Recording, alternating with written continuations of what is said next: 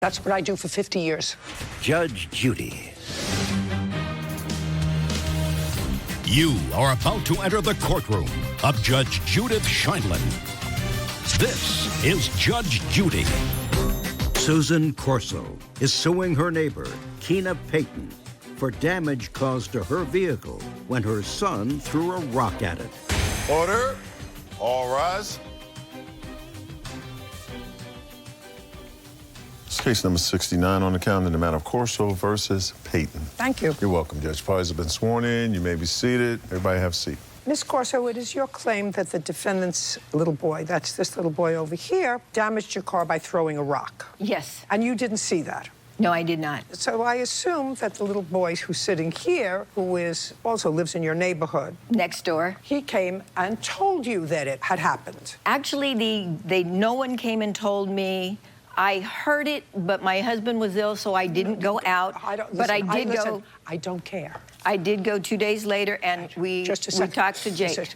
I don't need a whole story. Here, you didn't see anything happen to your car. No. There was a dent or something same day. No, I did not. When you noticed something, it was at that time that you spoke to this young man. Yes, Your Honor. And this young man, and I will get to him in a second, told you that he saw the defendant's son throw a rock that hit your car. Yes, Your Honor. And then he tried to fix it. Yes. And he tried to fix it to make it better. Yes. And maybe it made it better, and maybe it didn't make it better.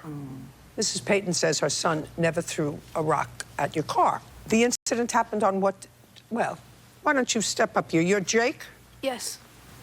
You live next door? Yes. On what date did you allegedly see Mrs. Payton's son throw a rock at Miss Corso's car? Sunday. It was on a Sunday. Yes. And did you look? It was a Thursday. Thursday. I don't want you to say anything to him. You're not the witness. Do you understand? Yes. It's my job to test his memory. Okay. You don't have to help him. It was on what time? I don't remember. Do you remember what month it was in? No. Do you remember what time of the day it was? No. Was it in the morning? Was it in the evening? Was it daytime or was it nighttime? It was in the middle between daytime and nighttime. What's that? Evening. How old are you? 12. Well, a 12-year-old knows time. You know whether it's dark out, most dark. What time was it? Evening. Where were you? We were all in front of my yard. Who was in front of your yard? Me, Kyle, and this other girl named Jordan. And the three of you have been playing for how long? Not much. What were you playing? We weren't playing anything. Why don't you tell me what you saw? So this is what I saw. The girl. Don't look over there. Look here.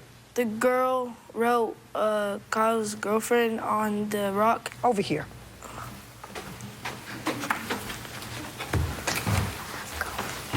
So on the rock, it said Kyle plus Madison, which I supposedly was his girlfriend. And he got mad, picked up the rock and threw it and hit her car in the rear. He got mad because he wasn't the boyfriend? I have no clue why he got mad. Okay. And who wrote on the rock? This girl, Jordan. And was the rock that she wrote with the rock that he picked up, or was it a different rock? It's the rock that she wrote with. What did you say to him? I didn't say anything to him. Now, he threw the rock, and what happened when he threw the rock? Did you hear something, or did you see something? It was a loud, I heard and saw, it was a loud bang, and there's like a big dent in the back. In the back where? Near the rear. So what did you do? We all ran. Why did you run? Because it made a loud bang. Well, if it made a loud bang, and you all ran. Ran first, and then we came back to look at the car. So first you ran? Yeah. And where did you run to? Jordan's house. And when did you come back? 5 or 10 minutes later. And did you come back with anybody, or did you come back by yourself? I came back by myself. And when you came back by yourself, is that when you looked at the car? Yes. And so, now, you didn't do anything. Yes. You ran away. Yes. Then you came back. Yes. You looked at the car. Yes. You saw a dent. Yes. And when you went inside to your house? Yeah, I had to go inside. Because? Because my uncle saw the big dent in the back, so he called me in to go inside. Do you live with your uncle? No, he's visiting. Who else was in the house? Just my uncle. Did you tell your uncle what happened? Yes. Right away? Yes. The same day? Yeah. Who else lives in the house with you? My grandma and my brother and my sister. Was your grandma out? Yeah, she was at work. When she came home, did you tell her what happened? Yes. Did you tell her? Yes. The same day?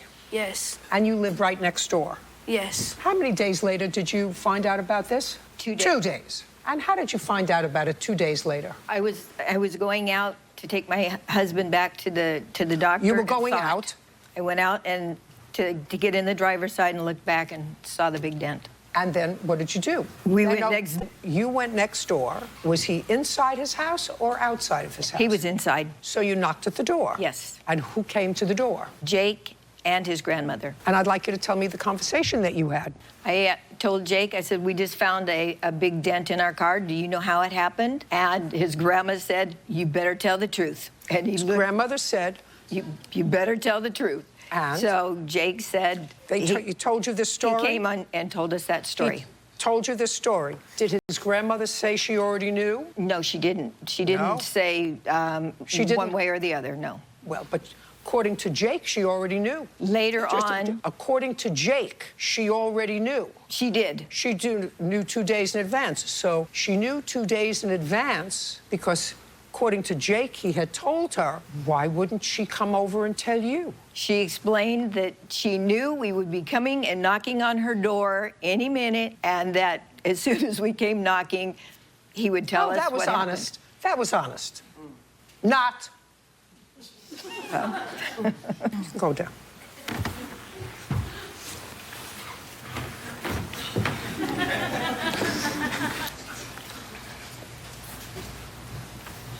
First name? Kyle. The Rock. I don't know. Well, there were only 3 of you there. You're a pretty smart kid. And according to him, all 3 of you sort of ran away after it was thrown. So don't look down here. Let's still look here. And let me try to explain to you. Whatever it is, it's not a big deal that it happened. It's just a big deal if you lie about it. Got it? Yes. Great. Who threw the rock? I don't know. Well, that I don't believe. How are you going to convince me that that's true? It's your job to convince me that that's true that you don't know, because I don't believe you. Okay, go down.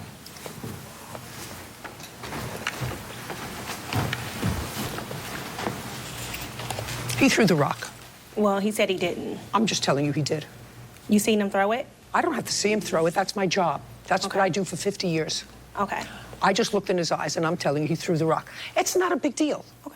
It's not a big deal. Kids do that all the time. The big deal is for him not to tell the truth about it. Okay. Okay? Now, I don't necessarily believe him either. Right. Do you understand? Right. Because I'm not so sure that what happened is he tried to fix it. Right. He touched it before he showed you. That's what he told you. Is that right? Yes. And I don't know whether his touching it made it better or made it worse. Who knows? Over there. What did you use to try to fix it? My hand. Tell me how you did that. I put my hand under the car and tried to Banged push it? No, I tried to push it out And did you? a little bit. Sit down. Miss Corso, I don't necessarily believe either one of them, but I don't think you've sustained your burden of proof to me, which is even by a preponderance of the evidence that Miss Payton is responsible for your car. You got a ding in your car? Yes. You got a ding in your car? It happens. But I'm not satisfied that I can feel comfortable making Miss Payton pay for it. I don't know how much of the dent was caused by a 12-year-old trying to fix it. 12-year-old trying to fix it, telling his grandmother the same day that it happened, and his grandmother didn't come to you, but her answer to you was, I knew you'd be knocking at my door. How long has she been your neighbor? Probably 20 years.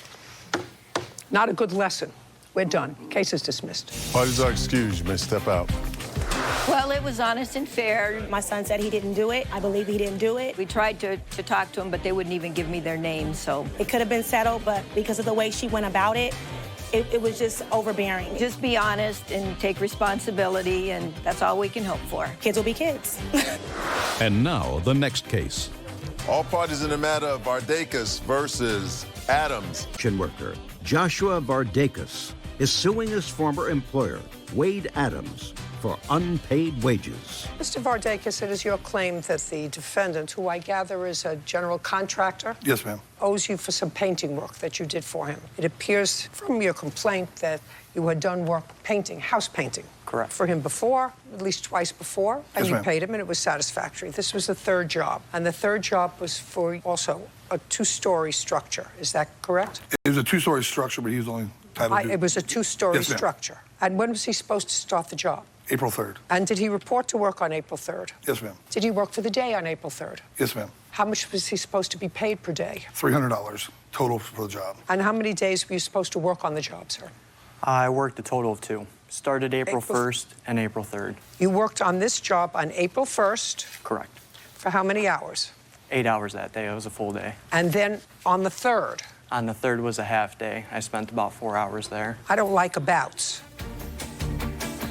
Judge Judy continues in a moment. He asks you for some money. You don't say to him, I don't owe you any money. You say to him, she's making me wait for my money because I have to get some glass fixed. Why didn't you pay him any money? Real people. Judge Judy. Construction worker Joshua Vardakis says his former employer, Wade Adams, didn't pay him for a painting job. Wade is countersuing for online defamation. Now, what happened to the 2nd? April 2nd wasn't the day that I worked, no. Were you supposed to work?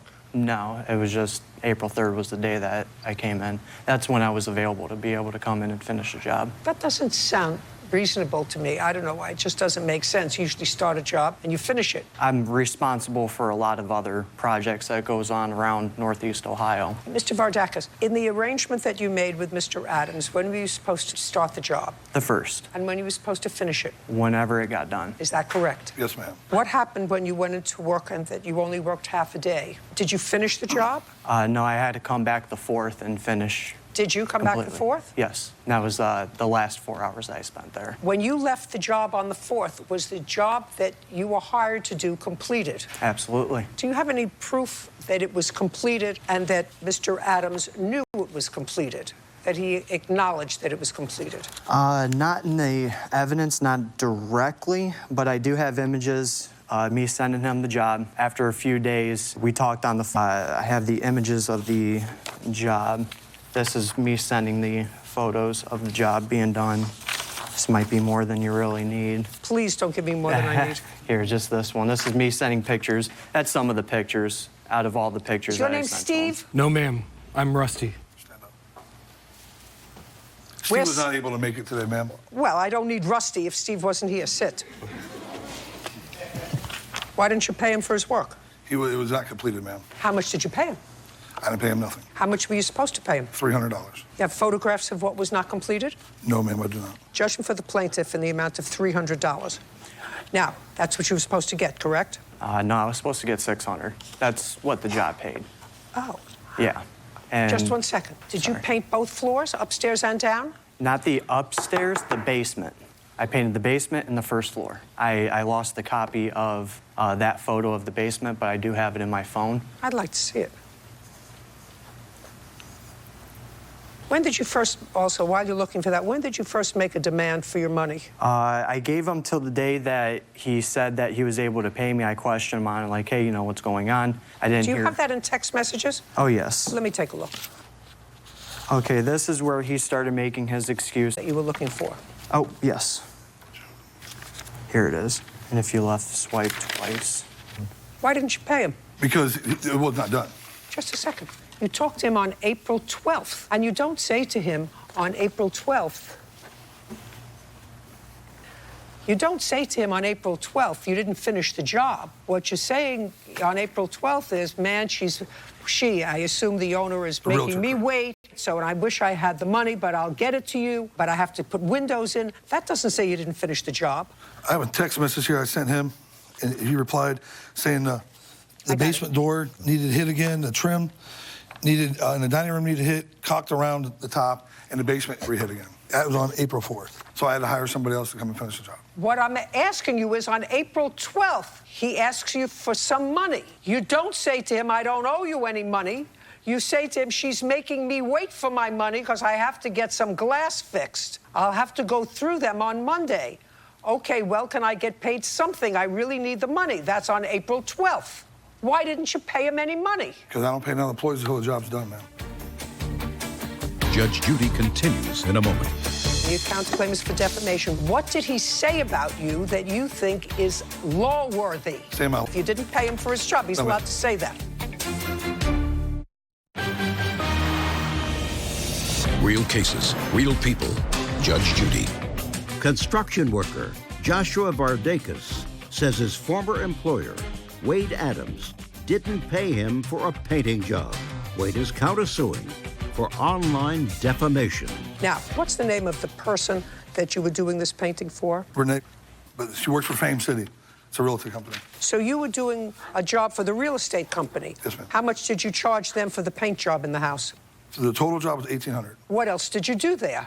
We had to get it rent ready. We had to replace windows, replace some bathroom stuff, paint the upstairs, fix the front porch. I'd like to see your invoice for that for $1,800, including painting. Okay, he has I'd the like copy, to see. He has the picture of the invoice. Here's the rough estimate she signed. I'd like to see that, Bert. That's just labor. She buys the materials. Here's the invoice.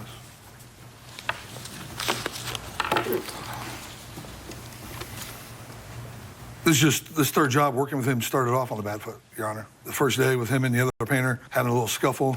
I don't care. You have to pay him. You can't not pay the man.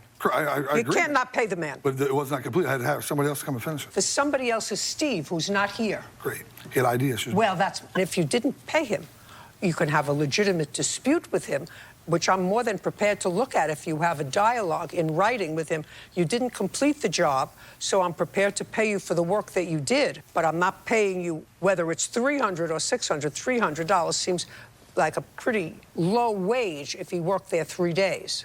No. Or you actually worked there 2 days. A total, yeah, You worked a 16 total of hours, 2 man days. hours. My painters, I pay $150 a day, Your Honor. If he gets it done sooner, he still gets the $300. If not, 2 days, he'll still get the $300. What was the other job that he did for you? He painted in Worcester. When? Back in March. How much were you paid for that job, sir? That job, $250. And what did that entail? Painting a kitchen and a living room, just the walls. I don't care. Sorry. If you got paid $250 in March, you're not getting paid $600 2 months later. Then I believe him that he pays his painters $150 a day. You had to pay him something. So it's inexcusable that you didn't. Judge Judy continues in a moment. Are you the victim of a scam? Go to judgejudy.com. Like us on Facebook and follow us on Twitter. Now, We talked. I planned on... His wife was texting me, my wife. I was going to give him another chance. We have a bunch of other jobs. And I said... I got it all right. I admitted I would pay him. The check, I said the check would be here between Wednesday and Friday. So we talked then on why the phone. didn't you just do that? Then you should have done that. Now, you have a counterclaim. Your counterclaim is for defamation. What did he say about you for not paying him? Oh, he's put off... Just read me what he said. Did he say that nobody should work for you because you don't pay your employees? He was just saying all kinds of... He's called... got on our youth football page. I'm the director of youth football. Started bashing us on youth football. Yeah, for 8, 9, 10-year-olds. I don't understand what you're saying. 8, 9, 10-year-olds have nothing to do with it. He's just bashing us. You have to listen to me. Look at me. I'm old. You have to speak slowly and clearly. What did he say about you that you think is law-worthy? Saying I lie, I'm a thief, I'm a cheat. You are a liar, a cheat, and a thief. You didn't pay him for his job. He's allowed to say that. Judgment for the plaintiff in the amount of $300. Your counterclaim's dismissed. We're done. Thank you. Parties are excused. You may step out. Judge Judy continues in a moment. And on the next Judge Judy. He didn't finish the job. I had to hire another painter to come and do it. At least I got some money out of the deal. Him and my 2 painters got in a pushing and scuffling match. Never got physical. We got into it, and it wasn't even on the job that he was talking about. He got on Facebook sites, saying I'm a liar, a thief, a cheat. I went after it. I don't do this and do that. Paying my employees, I treat them bad. Nobody works for free. That's absolutely right. No, I'm not ever gonna hire him again. Nothing.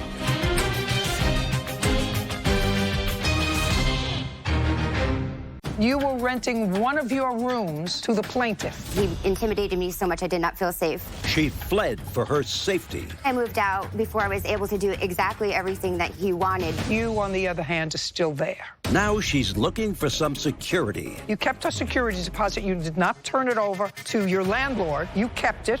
There's a pattern here that I'm not liking. Judge Judy.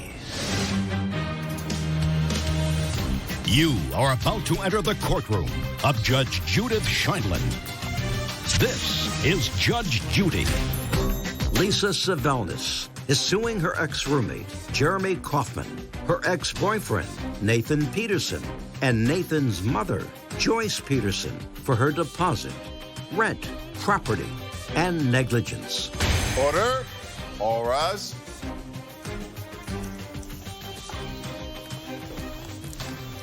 It's case number 25 on the calendar in the matter of Sylvanus versus Kaufman-Peterson. Parties have been sworn in. You may be seated. Who are the Petersons? This is your son. You own the house. It's a 5-unit apartment. Do you own the whole thing? Yes. So you own the house, unit house. Yes or no? Yes. Now, you're Jeremy. Yes. You rent a room there. It's a 2-bedroom apartment complex. And you were renting one of your rooms to the plaintiff. Yes. And you were renting a room to her in your apartment where you paid how much rent? At this moment, $19.25. Well, at this moment, did it change yesterday? Yes. Changed, I want to say maybe 2 months ago, Your Honor, while the plaintiff was living there. How much was it? $18.75, I think. Okay. Now, before the plaintiff rented a room from you, had you had other roommates? Yes. When was the last time you had a roommate other than the plaintiff? It would probably have to be a week before she moved in. And what was the name of that roommate? He had a weird name, Your Honor. I do not. How long did he live there? 2 months. Orrin was his, I apologize, Your Honor, his name was Orrin. How long have you lived in the apartment? 5 years. Prior to Orrin, who lived there? I had another roommate for 3 months named Justin. Prior to Justin, what was the name of your roommate? I'm going to check with them. Yeah. What was the name of your roommate? Prior to Justin was my, at that time, girlfriend, Casey. We lived there for 4 years before she moved out. So let me understand this. You had 3 roommates, one for 3 months, one for 2 months, and how long did the plaintiff live there? 7 months. Did you collect security deposit from Orrin? That's a yes or a no? Yes, I did. Did you return his security deposit? Yes or no? No. Did you collect security deposit from Justin? Yes. Did you return the security deposit to Justin? Yes. What's Justin's last name? Can I go in my phone and look? Yes. Okay. Do you happen to know Justin's last name when I fill out the paper? I apologize. I do not know his last name. You do not have it? It's been a while. Did you ever see a lease with Justin? No. Did you ever get any security deposit from Justin? Never. Did you? No. Now we're understanding how this game works. Did you ever get any security deposit from Orrin? No. Did you? No. Did you ever get any security deposit from the plaintiff? No. Did you? No. There's a pattern here that I'm not liking, because that's what the case is about. The case is about the return of the plaintiff's security deposit that she paid you when she moved in. How much did you pay him in security deposit? Altogether, $1,100. And you never received any money from her? No. I just wanted to say that I have no I don't want you to say anything. I want you to answer my question. I'm not part owner. Just a second. You never got any security deposit from her? Correct. That's all.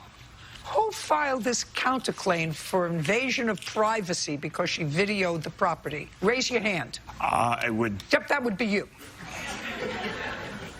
Miss Peterson, the case against you is dismissed. You can sit down.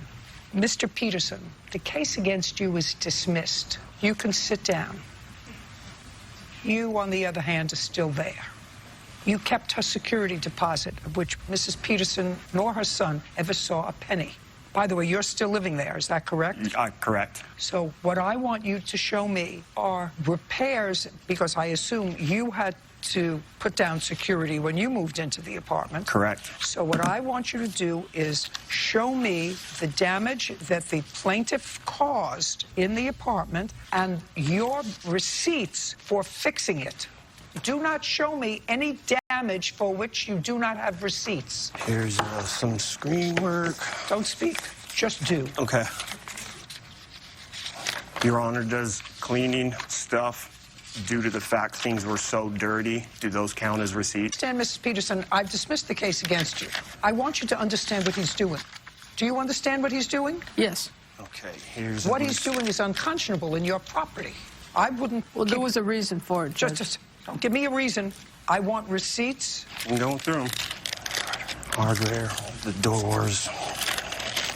Now, on what date did you move out? I moved out on the 3rd of April. Of this year? Yes. And the ceiling fan. Bear with me, Your Honor.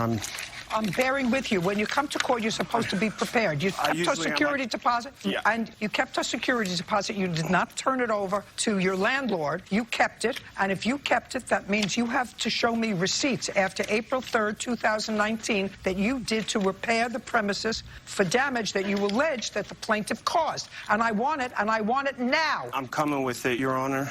My nephew just murdered in a mass shooting, so I'm trying to keep my depression and my anxiety low. If you can give me some time, please.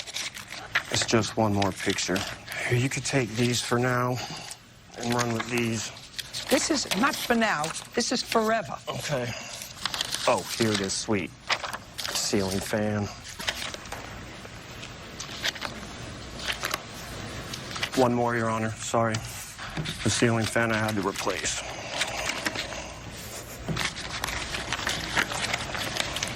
I got pictures of... Hey, pay attention. The plaintiff moved out on April 3rd. On the 28th of April, you bought an upright vacuum cleaner. I'm not charging for the vacuum cleaner. Well, then what are you giving me? Well, what receipt do you have? Gave me... There's probably the ceiling fan is on there, Your Honor. I apologize. Just a second. You mean you want me to guess what else is on here? I thought I highlighted it. A rear trigger nozzle, fast-setting concrete, a classic wood picket fence. Is the ceiling fan on there? Can I look at it? Give the whole mess back, Bird.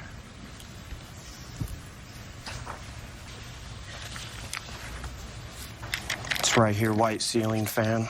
Why did you need a ceiling fan? Because she ruined the other one. How did she ruin the other one? You said she didn't clean it. Yep, well, I got a picture showing what it looked like before she moved in, and then what she left it at. What's next? Next. I need to see other pictures of damage that you allege she caused. Don't give me a mess of papers. And a receipt to fix it. So here's the receipts. Here's the fleas she caused. One at a time. Okay. Ceiling fan, clean. Let's do one at a time. I can deal with him one at a time. What would you like, Your Honor, the ceiling fan? No. Let me see the next damage you are alleging.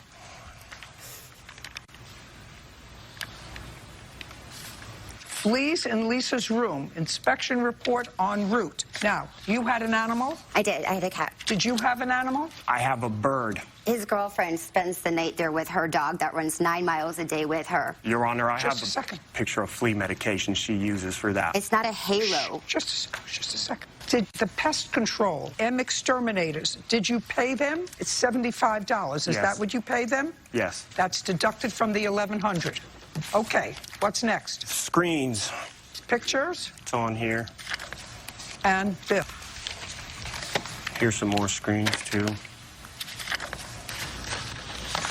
Did you break the screen in your room? The screen was originally broken by his prior roommate. That's false, Your Honor. Just put your hands down and don't speak. When you moved in there, was the screen broken or not? It was broken. Did you do further damage to the screen? Yes, but not as much as he's extending. Well, I don't think that you broke that screen. I have different pictures, Your Honor. May I see them? Sure.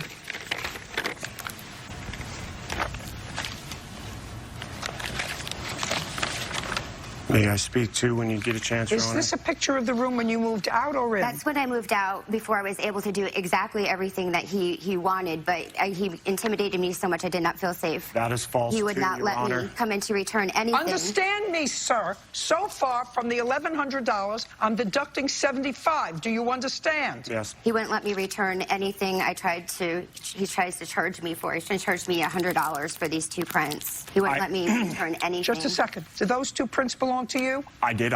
Just a second. Yes. You want them back? Yes. Would you give them to him, Bird? So far, I'm allocating $45 for the screens. Okay. 75 and 45. What's next? What about the mold inspection report we had to get in and pay for, Your Honor? I have a video of the mold, Your Honor. You owe her $980 from her security deposit. Now, you have a counterclaim. Your counterclaim is that she videoed the inside of the house? Correct. Great. So you have no counterclaim. $980. Judgment for the plaintiff. Thank you. Parties are excused. May step out. We have an actual legit mold report showing that she created the mold itself. Yeah, there's a mold infestation. I had proof that it had been on the property. She lived and hated the mold problem. I'm really happy that she saw through some people's games. She's a disgusting person, and Learn from the lesson is never rent to a 45-year-old single lady with a cat. And thank you so much, Judge Judy. Thanks. And now, the next case. All parties in the matter of Harris versus Washington. Step forward. Danielle Harris is suing her former friend, William Washington, for damage to a third party's vehicle after William had an accident while driving her car. Mr. Washington, how long have you known Miss Harris? Since I was young. So for a very long time? Yes. And you were driving her car on what date? Around May. In May of last year? Yes. And tell me why you were driving her car. Because she needed her car fixed, and it had a blown head gasket. So she didn't know what was wrong with it. I have found out what was wrong with it. Wait just a second. Oh, okay. Her car blew a gasket. Mm-hmm. How did you find out that her car blew a gasket? It had antifreeze leaking inside the oil where it mixed and it turns into like a milky color. Now, did she ask you to find out what was wrong with the car? Yes. Okay. Judge Judy continues in a moment. This is why I don't believe a word of what you're telling me. But you're mandated, if you have insurance, to have liability insurance. So you want to waste my time and go show me that this car was a covered car under Allstate? Real cases, real people. Judge Judy. Danielle Harris says former friend William Washington owes for damaging a third party's vehicle while he was driving her car. Now, did she ask you to find out what was wrong with the car? Yes. How did she ask you? Were you just friends or dating? What were you? Say dating. You were dating? Yes. And so you drove the car frequently? Yes. How frequently? Did you ever drive when you went out for dinner, when you went out to a movie, when you went to a friend's house? She always drove? No, the car wasn't drivable. She had another car, and she needed to fix. So this car wasn't drivable? Mm-mm. What kind of car was 2005 Pontiac Aztek. And she had another car? Yes. That was drivable? Yes. And did you have your own apartment, or did you sometimes stay with Miss Harris? No. No is what? No, I didn't stay with Danielle Harris. We wasn't together then. Okay. So she just asked you to find out what was wrong with her car. So you were driving it? Yes. Now, were you driving it to a mechanic, or were you just driving it around? Driving it around. Driving it around. Did you pick it up from her house? No, I had it towed because the battery was dead when I went to go get it. So I had to get it towed. So where did you get it towed to? To my friend's house in front of her house. So you had it towed from Miss Harris's house to your friend's house? Yes. Yes. And do you remember what date that was? March, because it was sitting. So in March, you took the car from Miss Harris to work on? Yes. And you worked on it from March until May? Yes. When did you get it running? I'm gonna say about the middle of May, because that's when I told her it's fixed. So in mid-May, you called her? Did you see her in March? No. Did you see her in April? No. But in mid-May, you called her and said the car is fixed? Yes. Okay, you remember that phone call? No. Well, he towed the car, he says, in March. Is that accurate? No. When did he tow the car? He's telling a lie. He had this car in his possession probably in late 2017. The car was being sold to him. He wasn't driving it trying to fix it for me. The car was being sold to him. I had it posted on Craigslist. I have evidence. So the car was being sold, and he was going to buy the car from you? Yes. But he had not yet bought the car from you. You had not changed title? No, it's not correct. So you had given him title to the car? No, he didn't have the title to the car. So he didn't have title to the car, so he couldn't register it? Yes, he couldn't register it. Just a second. Judge Judy continues in a moment. He drives the car, he gets into an accident, and the other car sues you for almost $5,000. If you allow somebody to drive your car, it should be insured. Okay, but I didn't allow him to drive the car. He was driving under not my permission. Real cases, real people. Judge Judy. Danielle Harris says former friend William Washington owes for damaging a third party's vehicle while he was driving her car. Now, if he couldn't register the car because he didn't have the title, the sale of the car was not complete. Correct. So you owned the car. Right. Did you have the car registered? Yes, the car was registered. Good. And I'd like to know the name of your insurance carrier. Allstate. Well, if you had Allstate insurance, then you had to have had liability insurance. And therefore, if you had liability insurance, because this is what this case is about, this is why I don't believe a word of what you're telling me, Miss Harris. If the car was registered and it had insurance, an accident when he was driving the car, and he damaged a third party. Now, you don't necessarily have to have collision insurance when you have insurance, but you're mandated if you have insurance to have liability insurance. So you want to waste my time and go show me that this car on the date of the accident was a covered car under Allstate? The car wasn't covered in insurance. The car was mine technically in my name, but I was selling him in payments. I didn't put the car over into his name until he was done with the payments. Miss Harris, you're not getting any money.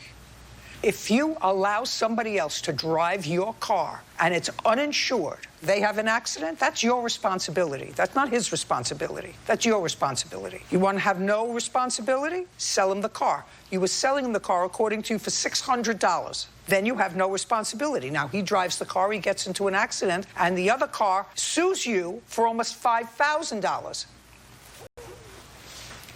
If you allow somebody to drive your car in your name, it should be insured. Okay, but I didn't allow him to drive the car. He was driving under not my permission, and I have evidence for that, too. Sorry. Judge Judy continues in a moment. Have you like us on Facebook and follow us on Twitter. Now, your name, your car, insurance. If you have no insurance, I don't hear your case. Do you understand? The insurance got taken off because I was selling it. It was several people that asked to actually buy the car within that day. He begged me to take it off of Craigslist for him to get it out, like, to do payments, and we agreed to do payments. Then keep it insured. I didn't know that to keep it insurance when you're selling the car. You were selling the car. You had not sold the car. As long as you had not sold the car, you have to keep it insured. And if he gets into an accident, it's your responsibility. If he didn't just damage another car, but if he hurt somebody, it would still be your responsibility. And his, but yours too. Do you understand? You can't come to court when you own a car that you don't insure and have either a good story, a not so good story, so that you want somebody else to pay for something that you could have avoided if you had insurance. Now, you drove another car, didn't you? Yes, that was my car. Just a second, and so you had insurance. I took it off in 2017 when I was selling it. We're done. Thank you very much. Your case is dismissed. Parties are excused. You may step out. And on the next Judge Judy.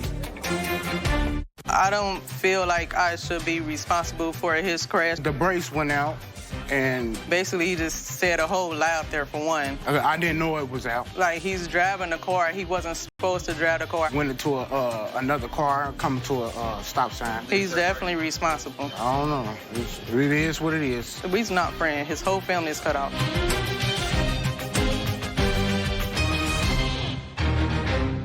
Is this what they jackhammered? Yes.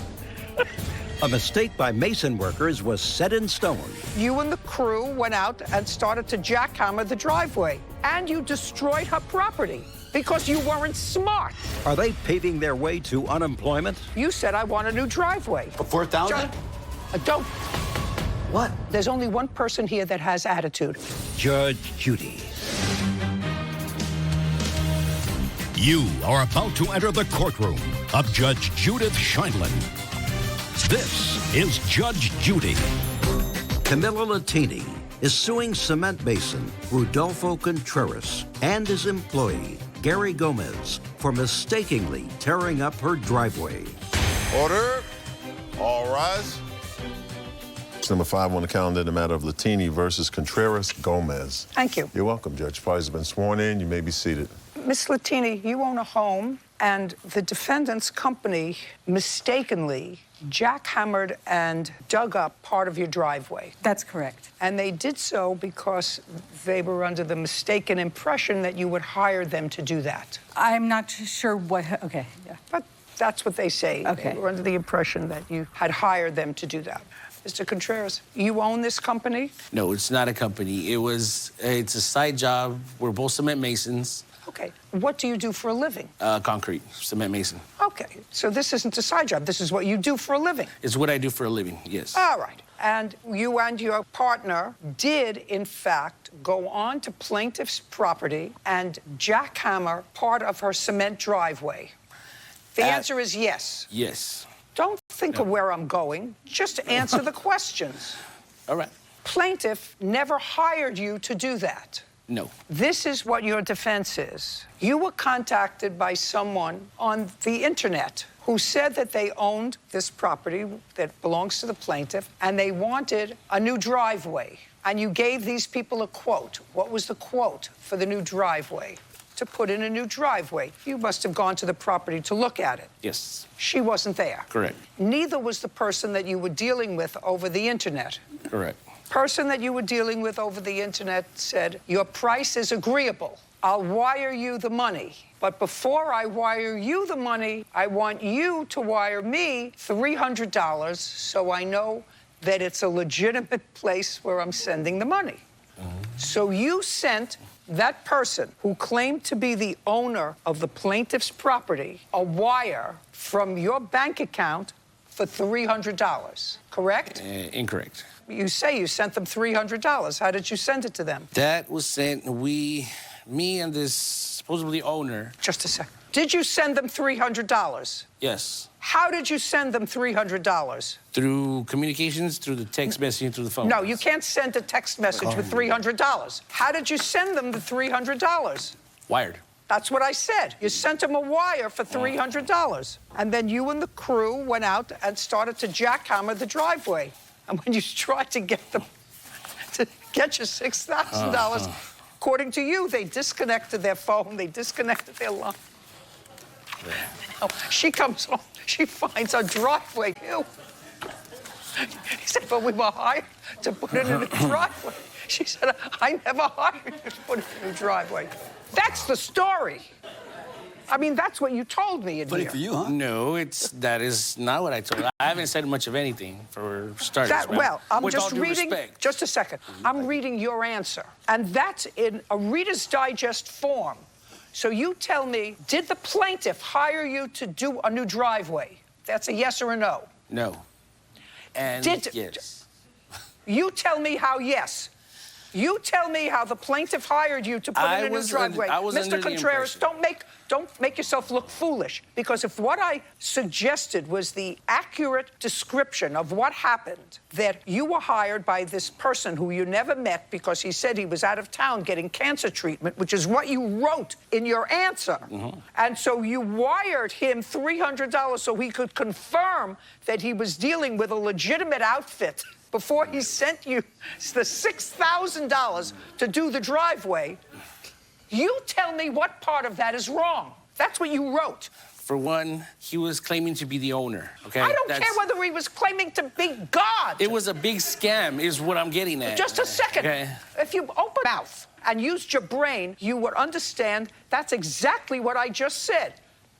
That's exactly the scenario that I just said, that you was scammed out of $300. And you destroyed her property because you weren't smart, which is clear to me how it happened.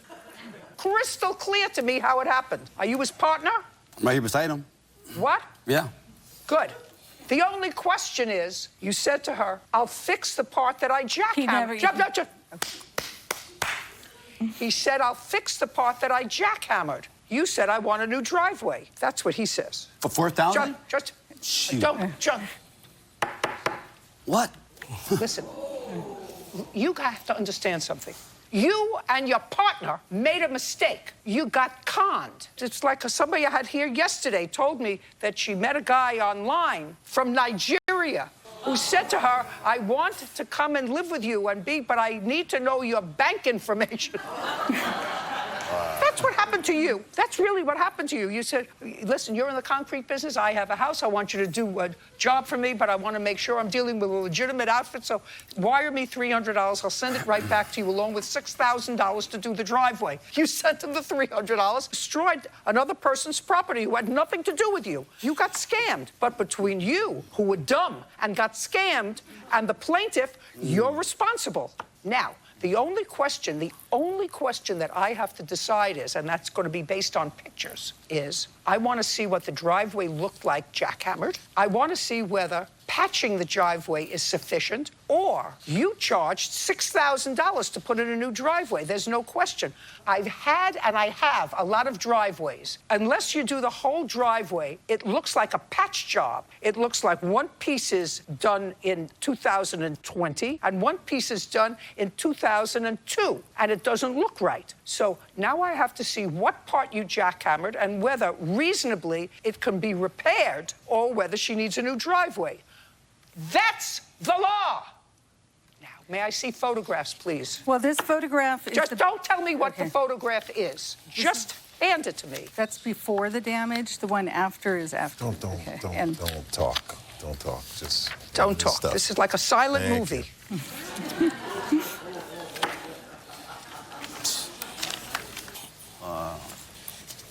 This is a before and after picture. What does that mean? The stack of pictures look like a patchwork job. I just was desperate to have it fixed. So. Well, it is a halfway job. Is this the fix? That's the fixed. And is this what they jackhammered? Yes.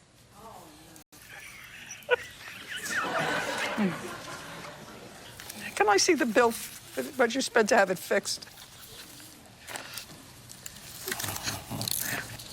Just the bill to have it fixed. Good, thank you.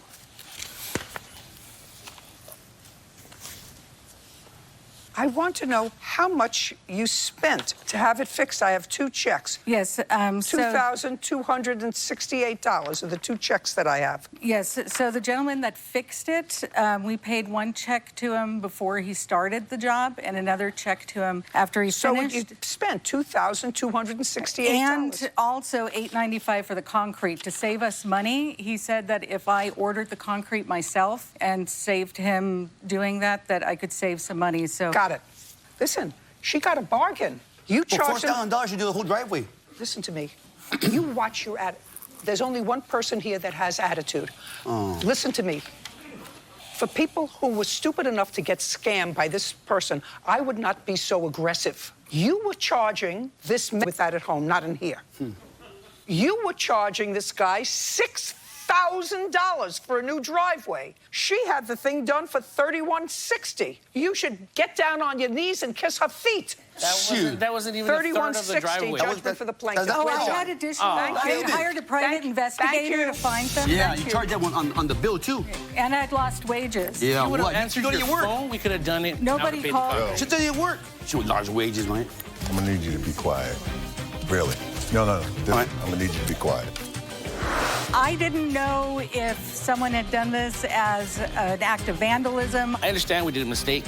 Okay, I got scammed. That's that. I didn't know what happened, so it was pretty scary. I could have fixed it for her. I would have paid the concrete out of pocket. I'm still scammed out of $400. I hired a private investigator actually to even find them. I had no idea who had done the damage. I could have paid for the concrete, done the work, done deal. Everybody's happy. She never gave me the opportunity. I'm glad my driveway's fixed. And now, the next case. All parties in the matter, Speller versus Jelks. Step forward, please. Sharon Speller is suing mechanic Dwight Jelks for the cost of car parts and for the value of a vehicle that went missing. Mr. Jelks, I'm going to start with you. The plaintiff brought a car into you. It was a car that she had inherited from someone. Was she able to drive it in, or did she tow it? I towed it. So you went to her house and you towed it? Correct. Had you known her before you towed the car? Yes, I did. For how long? A few years. Now, on what date did you tow this car in to your shop? I want to say October. Of last year? Correct. And when had you inherited the car, Ms. Speller? Like September of 2016. From whom? My uncle. Had you been driving it? I drove the car from Alabama. When? Like September of 2016. And then what did you do with it? It started cutting off. So then I called Dwight to come see, why the car was cutting off. Dwight he had the car. It was going back and forth, and forth. Me and Dwight. On what date did you give him the car? I said maybe like September 18th of 2016. He gave me the car back to try to take it to the emissions test, like in November. It didn't work out. Just a second. So in November of 2016, it didn't pass emissions? Yes. So you couldn't register it? It had already been registered. That is not correct. If it had already been registered, why would you take it to emissions? Because when I had the car, I had to get the car in my name, and it wouldn't pass the emission. You know how to give you time to get it fixed? Just a second. Yes. So it didn't pass emission. Do with the car between November of 2016 and October of 2018 is my question. Judge Judy continues in a moment. You drove it for a while and then it would break down. Yes, ma'am. And what year car was this? This was a 1994 Buick LeSabre. So the car's about 25 years old. Yeah, but it was in good condition. Only had Well, evidently not if it kept breaking down.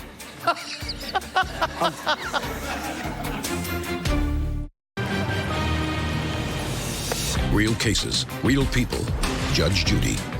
Sharon Speller says mechanic Dwight Jelks is responsible for the disappearance of her car. So what did you do with the car between November of 2016 and October of 2018 is my question. From my house back to Dwight's. I don't want you to call him by his first name.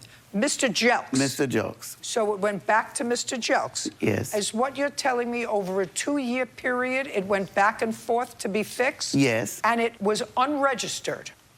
That's either a yes or a no. If it's a yes, it was registered, you'll show me the registration. Yes. So was it registered Yes. between 16 and 18? Yes. Show me.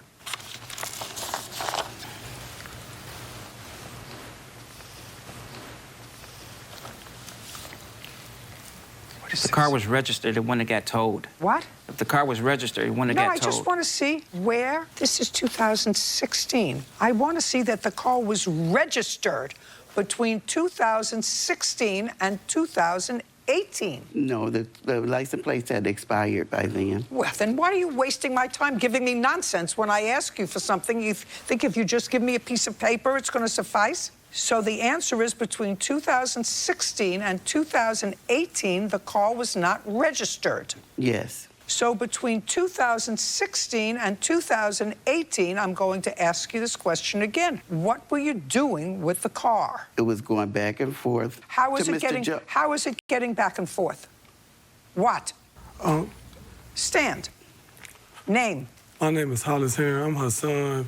Between 2016 and 2018, a car run for a few days, and then it'll overheat. I want to know what was happening with the car between 2016 and 2018 when it wasn't registered. Because we was trying to get it registered. Every time it was something different. First, the fuel pump went out. He took the car back to fix the fuel pump. We get the car, then it was the battery went out. Every time it was time to get the car back, it was something different.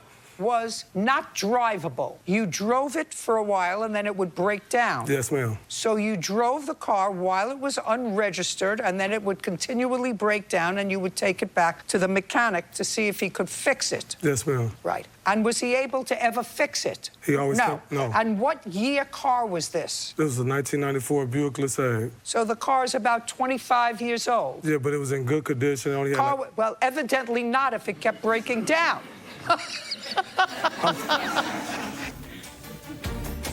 Judge Judy continues in a moment.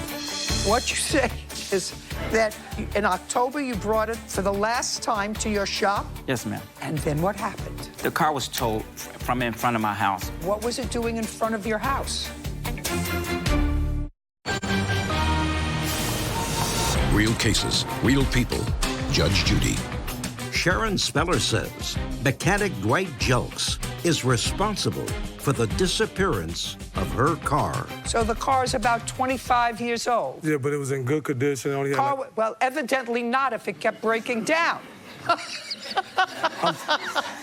Evidently not. If what you're telling me and what your mother is telling me, would cut out, would drive, it would overheat, it would drive, it didn't pass admissions, you could never get it registered in 2 years because it was never in condition to get registered. So don't tell me it was in good condition. Yes, ma'am. All right, very good. This car you inherited. Now, what you say is that in October you brought it for the last time to your shop? Yes, ma'am. Of 2018? And then what happened? The car was towed from in front of my house because it had expired plates. What was it doing in front of your house? Because I work in the back of my home in the garage. So I was going to repair the car there, but the car got towed the day before I was going to put the motor in it. Another motor. That's your fault. For the car? Yes. If you accept the responsibility as a mechanic and take custody of someone's property, you're not an insurer, but you have to exercise a reasonable standard of care to see that it doesn't get towed. Correct. Now, you knew that it had no plates, and you're a mechanic, so you know if the car is on your property, they won't tow it, because normal people know that, and you look like a normal person. Correct. You negligently left it on the street, and according to you, it was towed. She doesn't know where her car is. In which I Second, where was her car? Towed to City Pound. How do you know that? Because they notified me. Do you have the notification? No, I don't. How did they notify you? They put a card in my mailbox letting me know that the car was towed. How much after the car was towed did you notify the plaintiff that the car was towed? The next day. How did you notify her? By phone and text. Can I see the text? Don't have no text also. You have no text? Oh, ma'am. Have no nothing? No. Judge Judy continues in a moment. Closed captioning sponsored by. Have you been cheated? Go to judgejudy.com. Like us on Facebook and follow us on Twitter. I'd like you to give me, Bird, the low-end value of 1994, whatever this was. $1,002. $1,002. $1,002. She stated that the car was registered, in which it wasn't. That's the reason the car was towed. Listen to me, sir. You're a mechanic. Correct. Your obligation is to, if I take my car into Ford or Chevrolet or a mechanical service to take care of my car, and they negligently leave, the meter expires, and they keep putting tickets on it, and the car gets towed, that's your fault. You have to exercise reasonable care because I assume you got paid when you were fixing this car. Yes. Right. The car's worth $1,002. Judgment for the plaintiff. We're done. Goodbye. Parties are excused. You may step out. Judge Judy continues in a moment. And on the next Judge Judy. It's all a rip-off because there was never nothing wrong with the motor. Things happen. It was just one thing after another.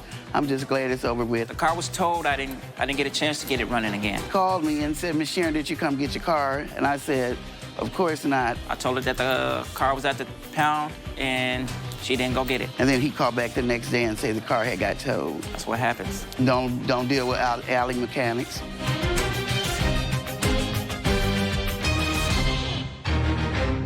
You put down $1,000. Money was an issue from the start. We closed on the house in January. Shh. And her annoyed ex just can't stop. What part of don't speak unless I'm speaking to you didn't you understand? I will be quiet. No, I'm done with you. You could have been tied to him forever. Right. You were probably very lucky because I couldn't live with him for 2 seconds. Yes, ma'am. You are about to enter the courtroom of Judge Judith Scheindlin. This is Judge Judy. Ashley Williams is suing her ex-boyfriend, Robert Reynolds Jr., for money owed for a deposit on a home, a headstone for the child she miscarried, an assault, and harassment. Order. All rise.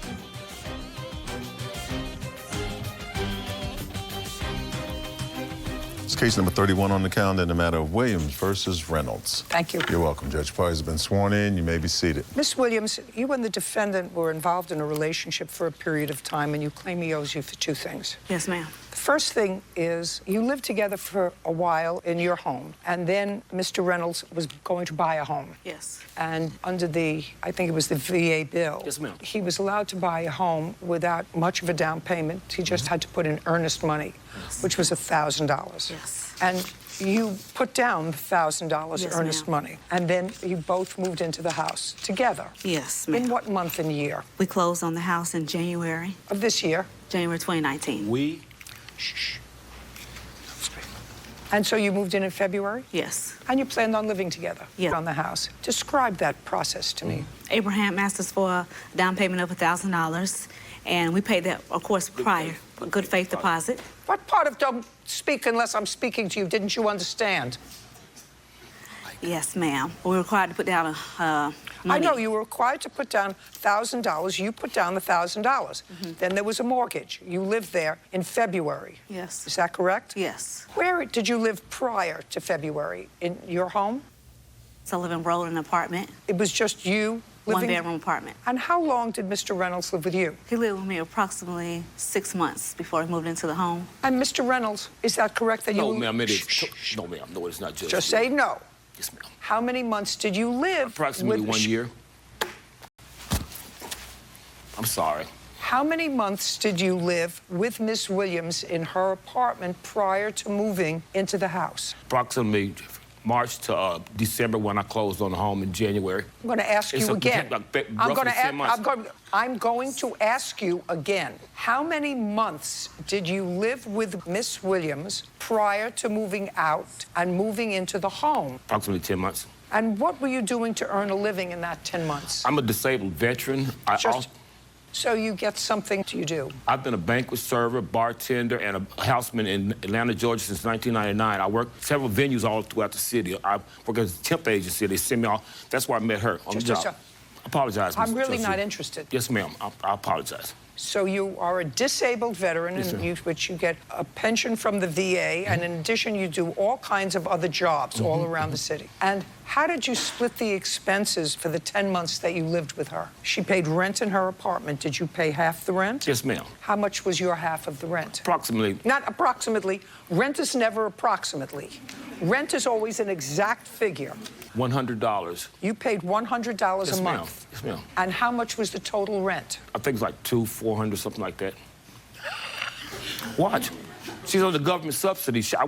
All I want to know is, how much was the rent? If you don't know, say, I don't know. You're allowed to say, I don't know. You're allowed to say, I don't know what the rent was, but I gave her $100. HUD Bash required her to pay $200 to $400 per month. She was in a HUD Bash home. $240. Yes, ma'am. And you gave her you just said approximately. I apologize, Judge Judy. Do you know how much? She would tell me. You don't Listen to me. I tried to get my husband to say this all the time. Well. I still, you know, he can recite the DNA code, but he can't say 3 words. You know what the 3 words are? I don't know. That's right. I've watched you. I've watched you all your life. I've watched That's you. right. I've watched you. Doesn't know. Yes, ma'am. It must be something in the male DNA gene. They'll make up a number, they'll make up a figure, they'll make up a... But they can't use those 3 words. Somehow it's emasculating when you say, I don't know. How many miles is it from here to Pluto? 4,968 approximately. I don't know is the answer. Yes, ma'am. Let's go on. How much was your rent in the apartment where you were living? $240. And did he give you $100 a month? Yes. Good. So he helped you with the rent. Great. Now, you were able to save $1,000. Yes. And if you paid $240 in rent, then there must have been some kind of government subsidy of your rent. Yes, ma'am. For what? I was in a program that paid for partial of my rent. Do you work? Yes, I'm a banquet server as well. So you managed to save at least $1,000. You were able to put that down, and there was an understanding that you would be living together in this house. It didn't work out. Yes, so you want the $1,000 back. Yes, ma'am. The $1,000 was put down predicated on the fact you thought you were going to live together. You didn't, in fact, live together, but there was no contract that said it was a loan. Yes, it was a loan. I emailed him and said it was a loan. It was not a Wait gift. just a second. When did you email him and say it was a loan? Before or after you left? Before I left. Let me see. I didn't ask you anything. Yes, ma'am. Can I please interject something, Judge Judy? No. Yes, ma'am. Okay. It's so funny, though.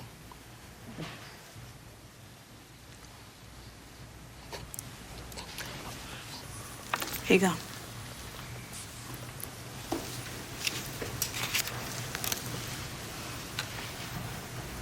No. That's in December. I let you borrow. You sent to him, I let you borrow $1,000. That's ridiculous. You have to have a contract. I have proof, the receipts, There's the no, money on. there's no question that you put down $1,000. The question is, was there a contract between the two of you that at some point, even if you lived together, he was going to return that money? And there was no agreement between the two of you. You have no contract that he was going to return that money, Miss Williams. All right. I mean, I read your case, and what I'm telling you is the only thing that has to be returned is an engagement ring. But if you live together and you're planning on living together and it doesn't work out and you put in $1,000 and he paid the mortgage in February and he paid the mortgage in that, unless there is a contract, unless when you put down the $1,000 you said to him, Mr. Reynolds, this is a loan. I'm putting down the earnest money for the house, but I expect you to pay it back. And if you agree, I will give you the $1,000. And he says to you, I agree to pay you back. I will give you $100 a month or $200 a month in exchange for the $1,000. That has to be a contract. And there was no contract. You unilaterally telling him in a text message 3 months later, I let you borrow $1,000, it's not a contract. All Do you right. understand? Yes, Okay. okay, The I next have. part of your lawsuit is that, unfortunately, you became pregnant and lost the baby when you were in your 4th month. You claim that Mr. Reynolds is responsible for half the cost of a headstone because you decided to have a burial for the child that you lost, and you put up a headstone. Yes. And that cost you how much? $800. In what month did that happen? November 18, 2018 is when I lost the baby. And you were still living together at the time? Yes. I'd like you to tell me the conversation that you had with him regarding the headstone. The conversation was there was $400 that I paid. No. That's not a conversation. Okay. Because not everybody memorializes a miscarriage like that with a headstone. Yes. In the 4th month. So I would like you to tell me what was the conversation, his participation in paying for a headstone. He said that he would pay for the monies that's the headstones due because he's the father. Well, that's what you say he said. I want you to tell me the whole conversation from the beginning to end. The beginning to end, he said... Yeah, look at me. Look at you. Okay. He said, I will pay for the remaining costs because he is a dad. Yes, he will. Is that what you said? No, ma'am. I most certainly did not. No. Here's the evidence for the cost and everything that I paid. It's not a question of what you paid. Okay. It's a question of whether Mr. Reynolds agreed to participate in paying for the headstone. He participated and I asked in making the child, so he's the father. No disrespect. You're not disrespecting me. You're just not understanding me. Okay. I asked you to tell me about the conversation. You had a miscarriage. And after you had a miscarriage, you had a conversation with him. I said, not every miscarriage is memorialized with a headstone at that term in a pregnancy. Yes, it's very... So I want you to tell me about the conversation that you had with him. You said to him, I want to have a headstone. And he said to you, that's the conversation. I'm going to ask you where you were when you had the conversation, what time of the day. I'm going to ask you questions like that because he said that conversation never took place. Well, ma'am, I was there. I was at the courthouse. I asked him, I said... You were at the courthouse? Yes, I was at the courthouse. What were you doing in the work? The paperwork that I needed to prove that my son was Alfonso Dawson. Okay, so you needed to go to the courthouse to get a death certificate? Yes. Some sort of a death certificate? Did they give you one? No, they didn't. I had to go back to the funeral home, yeah. And then did you get a certificate? Yes. Did Mr. Reynolds go with you? No. Did he go with you to the courthouse? No. Did he go with you back to the funeral home? Yes. And was it at the funeral home that the headstone was ordered? Yes, it was months later. I got a quote for the funeral. We just discussed the burial procedures at the funeral home, Alfonso Dawson. So there was no payment at the funeral home? Yes, we paid. I paid $400. You paid? Yes. Did Mr. Reynolds pay anything? No, ma'am. So you paid $400 for a burial? Yes. And he didn't pay half? No, ma'am. And then you bought a stone? Yes, the stone. And the stone was $800? Yes. So he didn't pay for half the burial. What made you think he was going to pay for half the stone? Judge Judy continues in a moment. And later today... You see the defendant Yes. with her little girl. Yes. The little girl was crying. Yes, she's consoling her. I see this pole that's got a cement in the bottom so the wind doesn't knock it over against my car. Okay, come up here.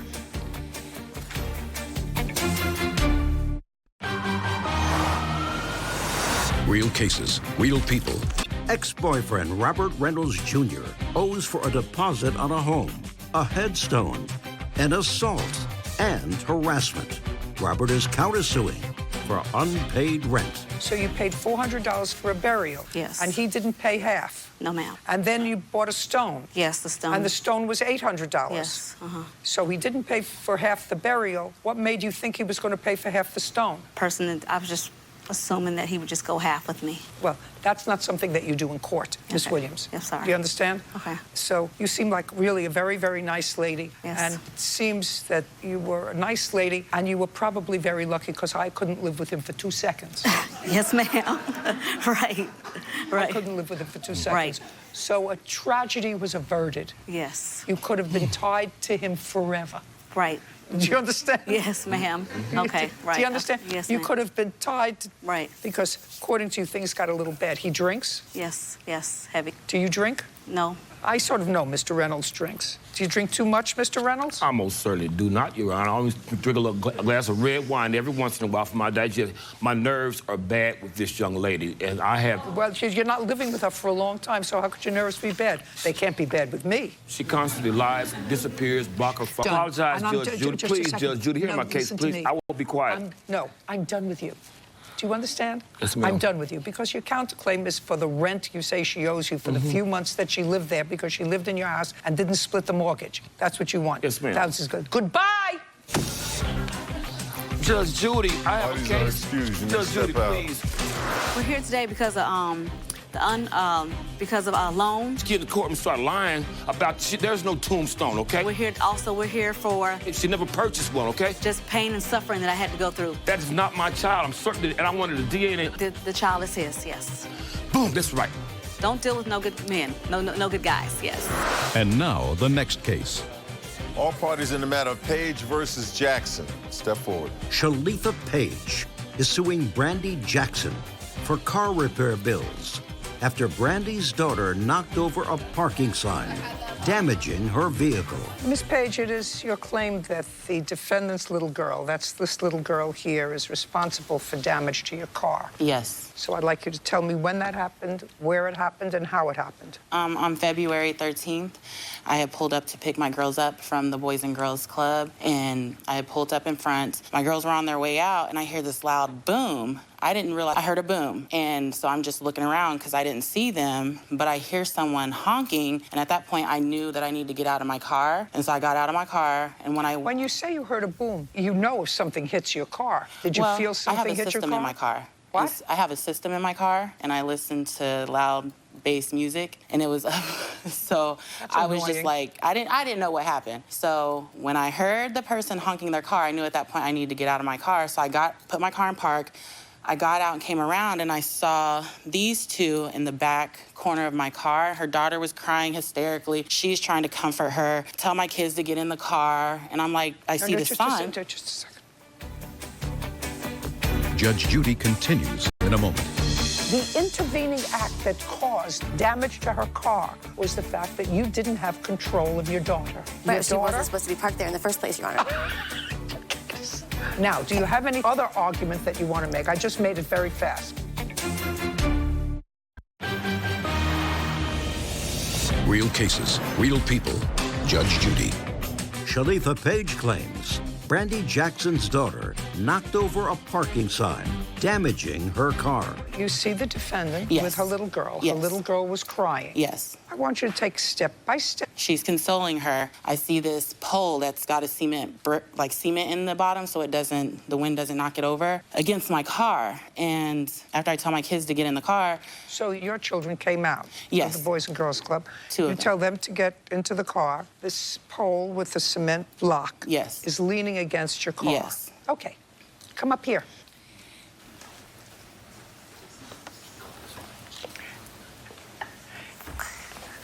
Tell me your name. Sydney. You remember what happened with the lady's car? Uh-huh. Do you go to the Boys and Girls Club? Not anymore, it's closed. But did you go for a time? Uh-huh. And tell me what happened with the pole and the lady's car. Me and my mom were walking outside, and I grabbed a hold of the pole, and it fell over. And it fell over. You didn't mean to do that. Mm-mm. No, of course not. Okay, go and sit down. You're a very pretty little girl and very smart.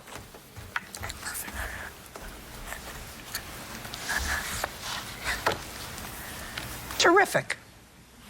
So was there a scratch on your car? Several. I'd like to see a picture of it. These are just so you can see what kind of car I have, but there's that. And then here's the actual pole and the damage.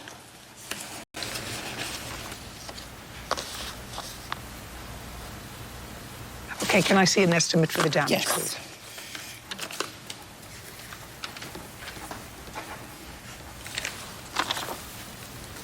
Okay.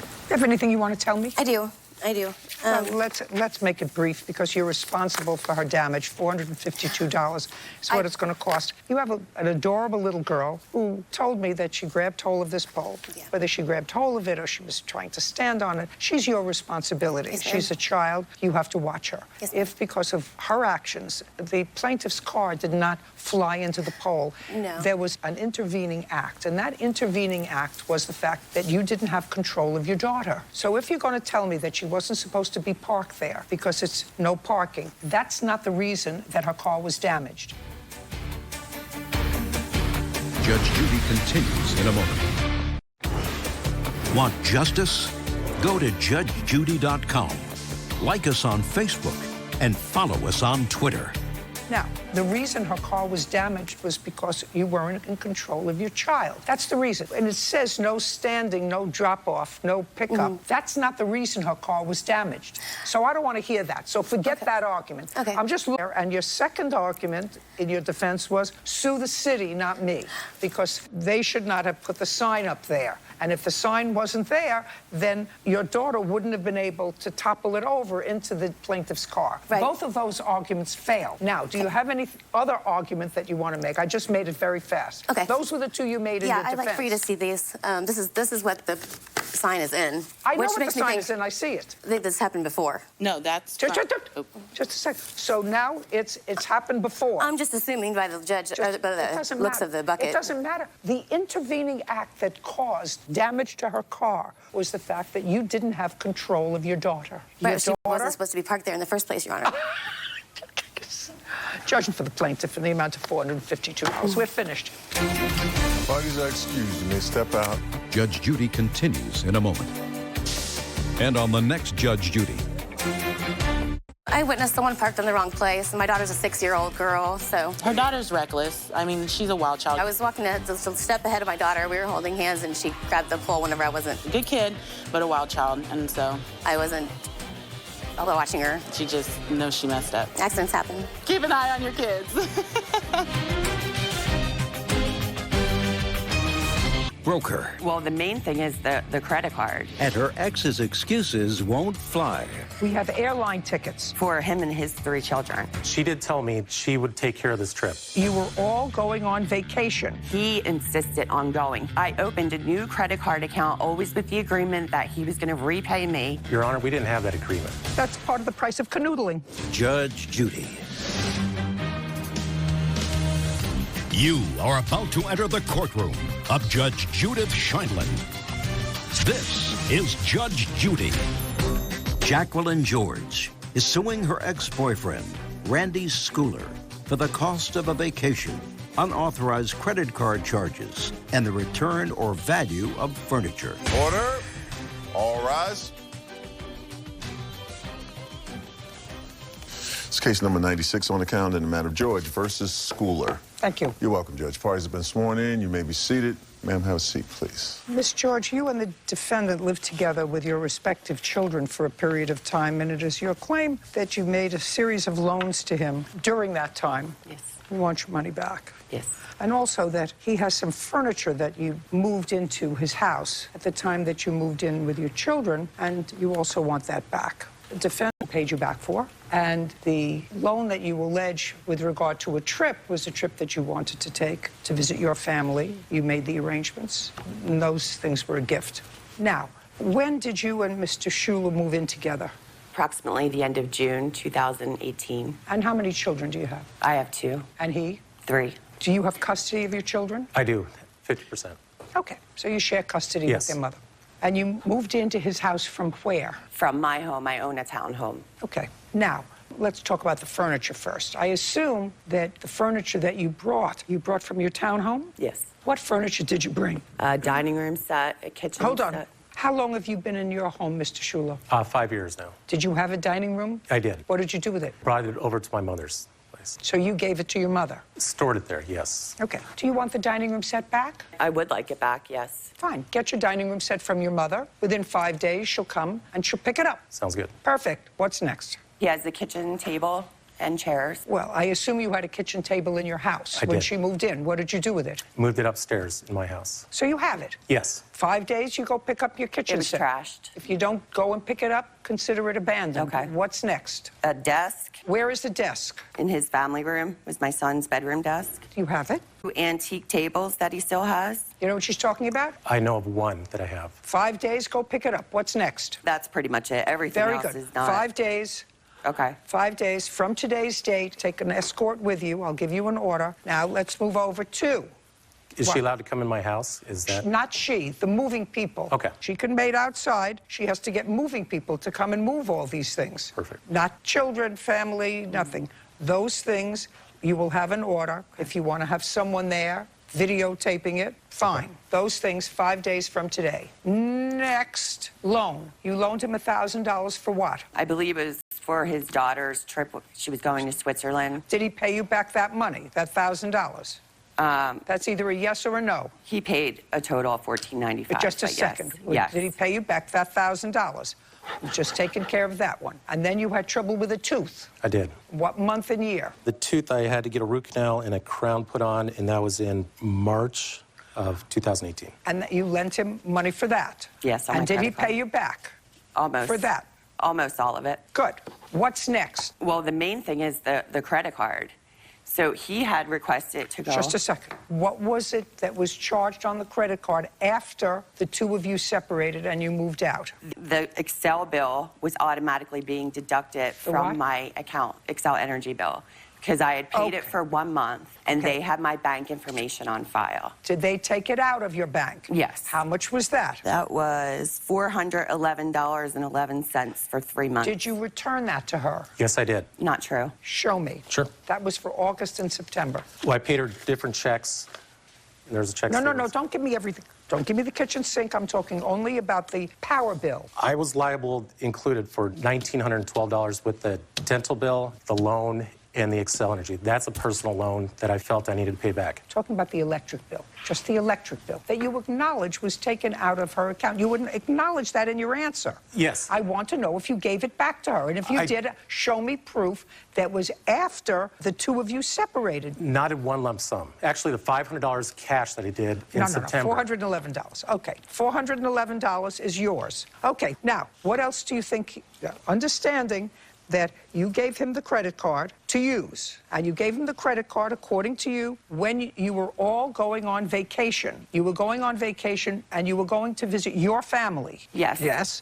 In what month? What month were we going to visit my family? Was What July. month did you go? It was for 4th of July, yes. And you were children, and yourself, and his 3 children, and himself. And they stayed in a separate motel, and I stayed in an apartment with my family. And he insisted on going. He requested to go. My children didn't want him to go on our family vacation. Listen to me. Understand where we're going. If your children didn't want him to go on a family vacation, you probably shouldn't have gone with him. But you went. Now, you flew, correct? Yes. And you purchased the tickets. I opened a new credit card account, always with the agreement that I was always going to pay for myself and my children. He was always going to pay for himself and his children. And that is why he has a card in his own name. Just a second.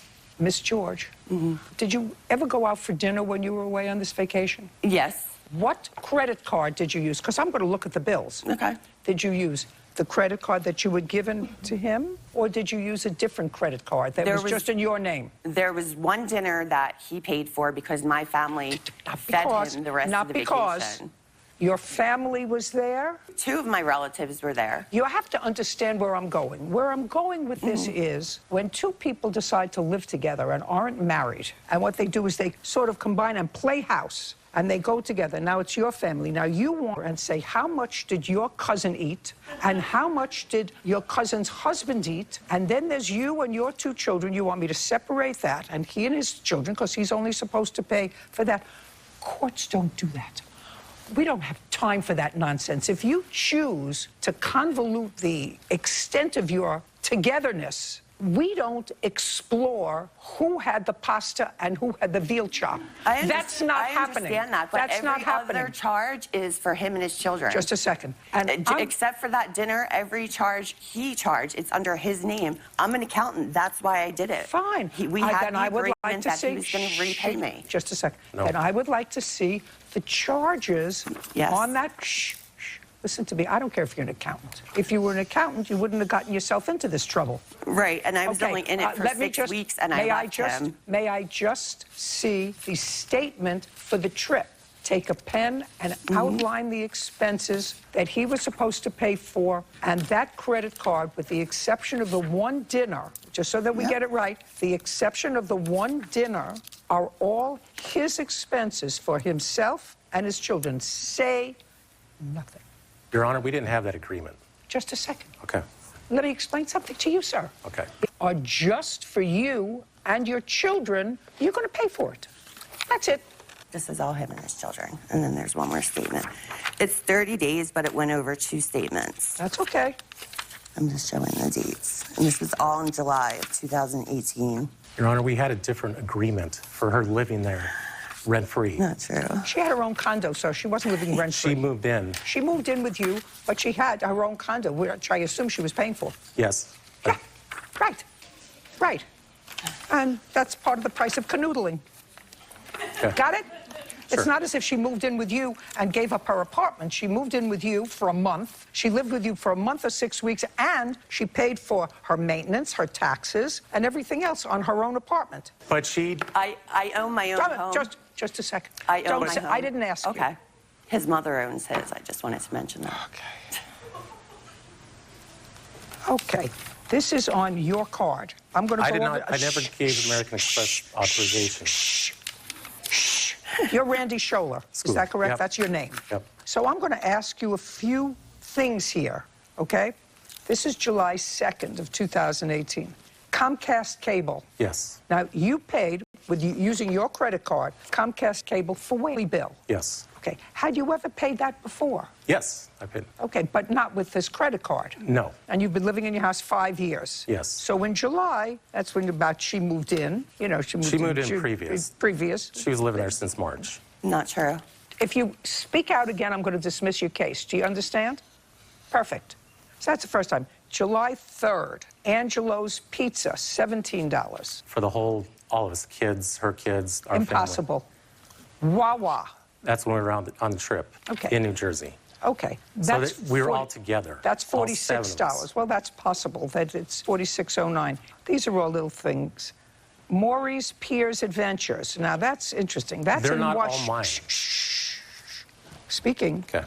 Maury's Piers, that's an adventure place. Who went? I don't know the date because we went a few times. This is the 4th of July. I was with my family, with my children, and my charges are separate. So there are Maury's Pier charges under my name for when I went with his kids. That was just him and his What kids. I'm asking you is, did you go on July 4th with him to Maury's Piers? No, I was with my family. You did not? I did not. Okay. I believe I took her kids with me that time. What you believe is not necessarily important to me. It was a big shopping bill, July 11th, and that was in Littleton. That's where we reside. That's where you live. Yes. And you used this credit card for that, $226. What is it to? It was a grocery store, King Supers. That's providing groceries for all of us. Her kids, Jackie, all of us. She said use this card for expenses. Okay, nothing terribly unusual here. I was given the card. Sorry. Judge Judy continues in a moment. Hi, Stephanie. This is Jackie, Randy's ex. He's a pathological liar and owes me thousands of dollars. Good luck with him. Everyone thinks he's a good guy. You'll find out. He's so not. Not terrifying. Maybe she's giving her good advice. What else?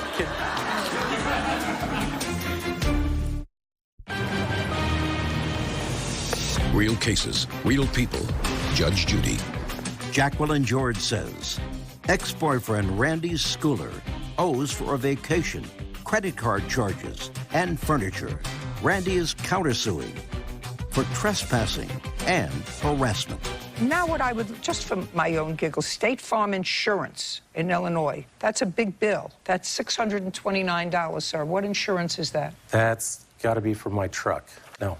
No, $629. So it's $630 because it's $629.90. And there was a lot of sort of grocery shopping until the two of you separated. So I don't find any of these things the things that I'm going to deal with, except your car insurance. Because as I said, I'm not going to separate a Mexican restaurant in Littleton for $88 and whose children ate what. Okay, so far he owes you $1,041. Do we have anything else? We have airline tickets. We have airline We have airline tickets. Fine. And how much were his airline tickets, and how did you charge them? His airline tickets were $1,178.74. For whom? For him and his 3 children. Okay, let me see. Your Honor, can I say something? Sure. She did tell me that she would take care of this trip and take my kids. She wanted me and my girls. That's where the untruth is, what she's saying. She promised me she would take care of the trip, either transfer her balance to another 0% credit card or pay it off herself. She said, do not worry about that. She wanted me to go. She wanted my girls to go. Well, how old are you? 48. 48. Pay for yourself, pay for your own children. I would choose to go someplace else versus going to see her family. What's next? Can I say something? What's next? Okay. Car insurance. I took care of that already. And it was never a gift.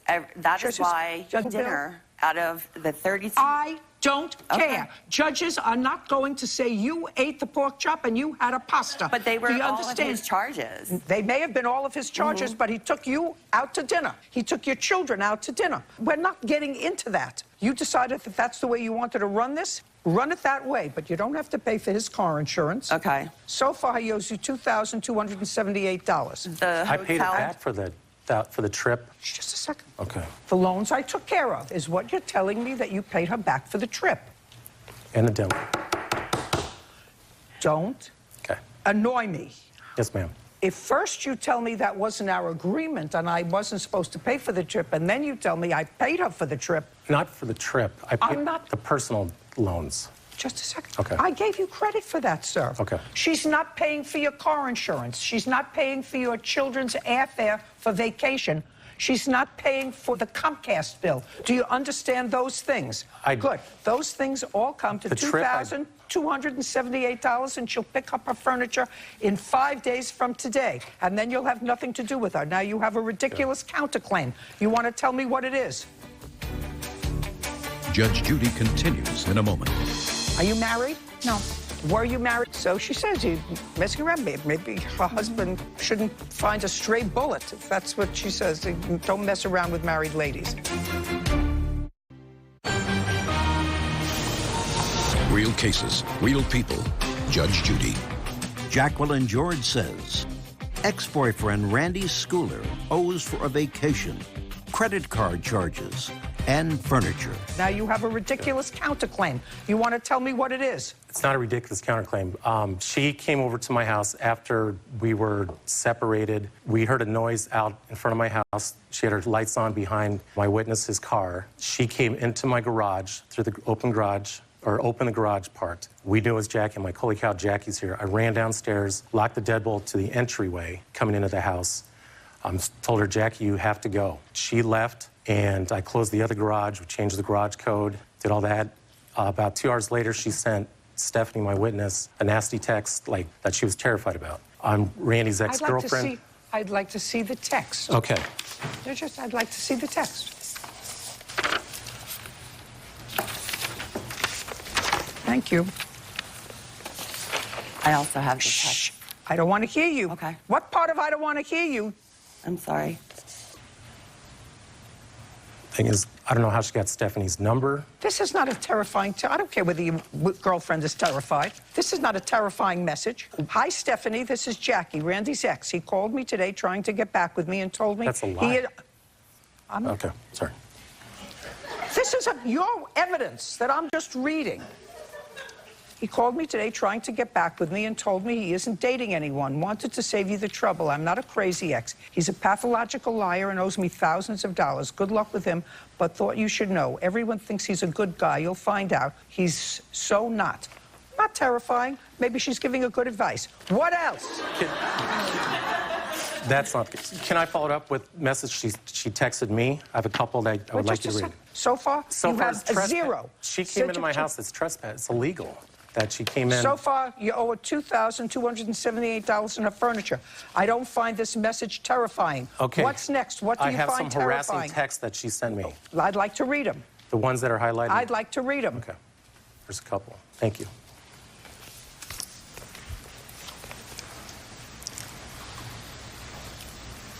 Are you married? No. Were you married when she sent this? Yes. Well, then this separated. That messing around. Maybe her husband shouldn't find a stray bullet, if that's what she says. Don't mess around with married ladies. Next, highlighted. Highlighted. Okay.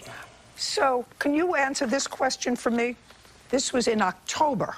All right, so you're already out. You're out. What are you doing outside his house on October 4th? Judge Judy continues in a moment. Want justice?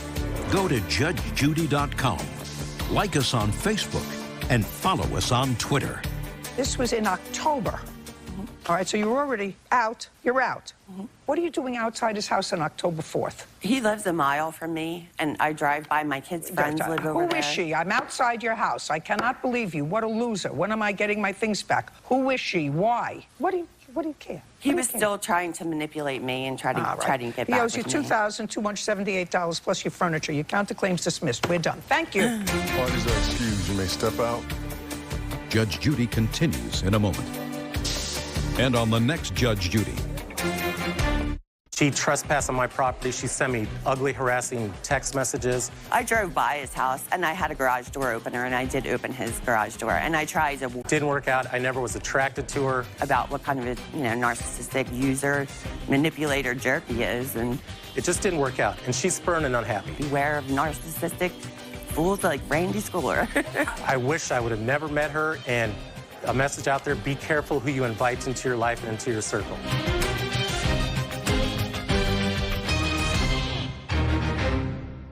Her boyfriend's home became a battleground. You and the plaintiff had a fight. So now the relationship is over. Then she stood her ground. A judge excluded Mr. Allison from his own home. The judge, whenever I got the emergency order of protection, gave me possession. There's something that sounds unfair to me. When I first gained access to the house, virtually everything was gone. Where did you take his possessions? Judge Judy. You are about to enter the courtroom of Judge Judith Scheindlin. This is Judge Judy.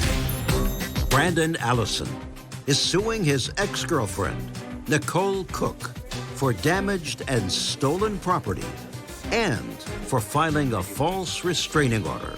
Order. All rise. It's case number 14 on the calendar, the matter of Allison versus Cook. Have a seat. Miss Cook, I'm going to start with you. You and your children moved in to Mr. Allison's home in what month and year? We officially moved everything in July of 2018. Is that correct? Yes, Your Honor. And you own this home? I do, Your Honor. How many children do you have? I have 3 children. And in what month did Mr. Allison leave the house as a result of the order of protection that you filed? That was in December of 2018. So you had lived there a total of 5 months with your children? Yes, Your Honor. This is what the case is about. You and Mr. Allison had an argument. The argument became a physical argument. At some point, you went to court and filed for a protective order against him. Yes, Your Honor. Is that right? And at the time that you filed for a protective order against Mr. Allison, you were not, in fact, in the home. You were not, in fact, in the home. You had left the home with your children. Mr. Allison changed the locks to the home that we were living in. Ms. Cook, let's be clear. At the time you filed for a protective order against Mr. Cook, after this argument, you and your children were not living in the home. Yes, Your Honor. How long had you not been in the home? Number of days or more? 3 to 4 days, Your Honor. And where were you living for the 3 or 4 days? Living before you moved in with Mr. Allison? I had a residence in Collinsville, Illinois. You rented a place? Yes, Your Honor.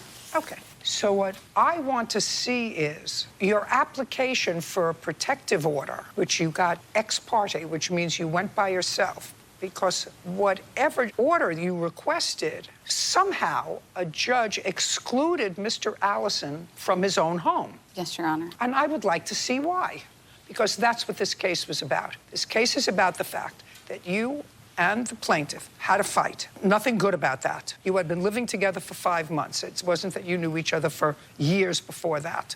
You had been actually living together for 5 months. And you, according to you, had a life before that. You lived with your children, you had a residence. So now the relationship is over. And I'm not quite understanding why you think you had the right to go back and stay in that home and exclude Mr. Allison. Your Honor, the judge, whenever I got the emergency order of protection, gave me possession. I never asked for it. It well, was that's what I just want granted. to see. That's what I want to see, because there's something that sounds markedly unfair to me. Doesn't it sound unfair to you to put someone out of their home for, I don't know, 3 months or more? Mr. Allison says that when he got back, there were things missing from the house. So I would like to see your application for a protective order.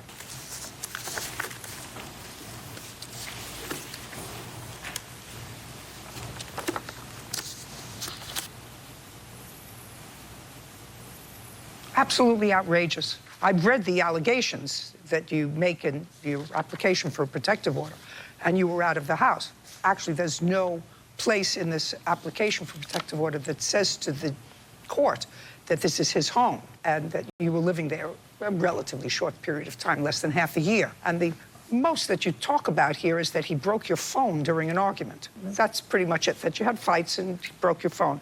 And for that, the judge found on your ex parte application that both parties have the right to occupy the premises, but the balance of equities reside in your favor. Outrageous. Just outrageous. Okay. The order was in December of 2018. On what date did you finally get back into your house, Mr. Allison? Your Honor, I regained full access, unfettered access to my home on the 30th of March. Did you ever have a hearing on this order of protection? Ma'am, we had many hearings, Your Honor. How was it finally resolved? Is there a final order of protection is the question? Yes. Can I see a copy of that? Yes, I'd like to see those. Yes. How many hearings did you have? Everything said and done, I'd say... How many hearings did you have, Ms. Cook? 4. I would say around 6 hearings, Your Honor. Did you have an attorney? No, Your Honor, I did not. Oh, so he granted... It was filed on December 17th, where the judge granted exclusive occupancy to you of the premises. And then there's some kind of scribble here. Is this the way they do that there? Yes, Your Honor. For 4 months, until April 17th. Yes, Your Honor. Okay. Did you pay all of the utilities on the residence starting in December? Yes, Your Honor, I did. And I even until paid... when? Until I moved out, and I even paid back utilities that Mr. Allison had failed to pay. Whatever. You paid the utilities. That was ordered by the judge, because evidently he went a little crazy. Now that I have a picture of what was going on here, I'd like you to tell me what damage to the property do you allege, and what property do you allege she took without your permission? So when I first gained access to the house, that would have been on March 29th. Virtually everything was gone. My furniture, my televisions, stuff that I collected in active duty. Did you get them back? I did at the last moment. How did you get them back? I filed for a motion with the order of protection judge. Possessions within 7 days. Where did you take his possessions? They were our possessions, and our stuff was all mixed into 3 different storage units over a time span of going back and forth in the relationship. You moved into his house in July. When you moved into his house, was his house furnished or not furnished? Semi. We collected... When you moved out on March 29th, did you take some of his furniture? No, I did not take any of his furniture when I moved out on March 29th. Did you take his furniture at any other time prior to March 29th? There was a couch set that we had gotten, and there was a bedroom set that he had given my daughter, which he has back. So you took furniture and you returned it? I did not take furniture that was not partly mine. What are you alleging, sir, that she took of yours that you still don't have? There are a lot of things that can't be... Look at me. Yes, Your Honor. You want to tell me what you're alleging that she took of yours that you didn't get back? Of a monetary value would be a Roku stick. What is that? It plugs into the television so that you can watch Netflix and whatnot. Next. Next. A personal hair trimmer. Next. Okay. I understand. It's right. I mean, the opportunity to stay in your home. I can't go beyond that. Do you understand that, Mr. Allison? Okay. So I'm not going beyond that, and you've already had hearings on that. So I'm not entertaining the part of your case that deals with filing for a false restraining order. So your case has two parts to it. The first part of your case is items that you allege that she took that you didn't get back. And so far, I'm hearing a lot of nonsense. You want to tell me if there's anything important that you didn't get back, not your hair trimmer? The most important thing would be my washer and dryer set that I bought in November. It was $1,284. I'd like to see the bill. Washer and dryer, did you take it? That was returned to the store, Your Honor. It was what? It was returned to the store, Your Honor. Why was it returned to the store? Because we'd separated, and the washer and dryer was bought with my money. Just a second. So you bought it, you used it for 4 months, and is what you're telling me the store gave you your money back? Your Honor, it was not used for 4 months, and it was returned. No. Was it installed in the house? They delivered it to install it, yes. Yes. Was it installed in the house? Yes, Your Honor. Did you use it to wash clothes? Yes, Your Honor. Then the store didn't take it back and give you money? Yes, Your Honor, they did. Prove me that the store... I'll wait right here. Go get somebody at the store to tell me that they gave you back the money for the washer and dryer after you used it. I don't care if you used it for a month. You get where I'm going? I do. Good. $1,283.74. That's the washer and dryer. Yes, Your Honor. Next. As far as property, monetary value? Property. Washer and dryer is property. That was by far the biggest one. Okay, then let's move on. Okay. Now you say that there was damage to the home. I'd like to see photographs of the damage. Mind you, one of those pictures, Your Honor, is the storage unit that my items were in. I don't know what this is. Those are door handles that were ripped off, Your Honor. Ripped off of one was the bathroom closet door, the other was the guest bedroom door. There were holes punched in the door and patched over. How did the window get broken? We had a really long windstorm for a few days that continued, and the back door, it doesn't close all the way, and the wind caught it, and it ended up breaking the glass. May I see either the bill or the invoice for fixing it? I don't have that, Your Honor. Well, how am I supposed to make a determination of how much it cost to fix it? I suppose you can't. I suppose not. Okay, so we have $1,283. You have a counterclaim. Return of funds for renovation. What is that for? The return of mine. $1,200, what did I say? $83.74. Judgment for the plaintiff. Honor, We're finished. I would like to ask that my daughter is able to come out here and testify as well, because my countersuit involves more than just money. We're done. $1,283.74. We're finished. Parties are excused. Step out. I'm glad that I could get something back. She knows the system. She knows how to play it. That's how we ended up here. I was put out of my house for 108 days. I lost my cat for 108 days. Take care of yourself before you try to take care of others. And now, the next case. All parties in the matter of Schofield, Follansbee versus Nelson. Step forward. Natasha Schofield and her father, Michael Follansbee, are suing their neighbor, Leona Nelson, for tree services, harassment, and invasion of privacy. Who's going to speak? She will. And you are Miss Schofield? Yes, ma'am.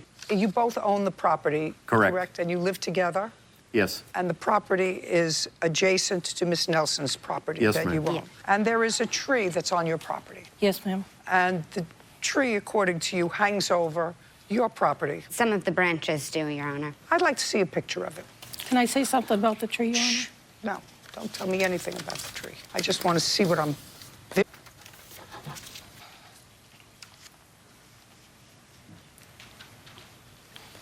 I see a lot of trees. Is this the tree that you're talking about? Yes, ma'am.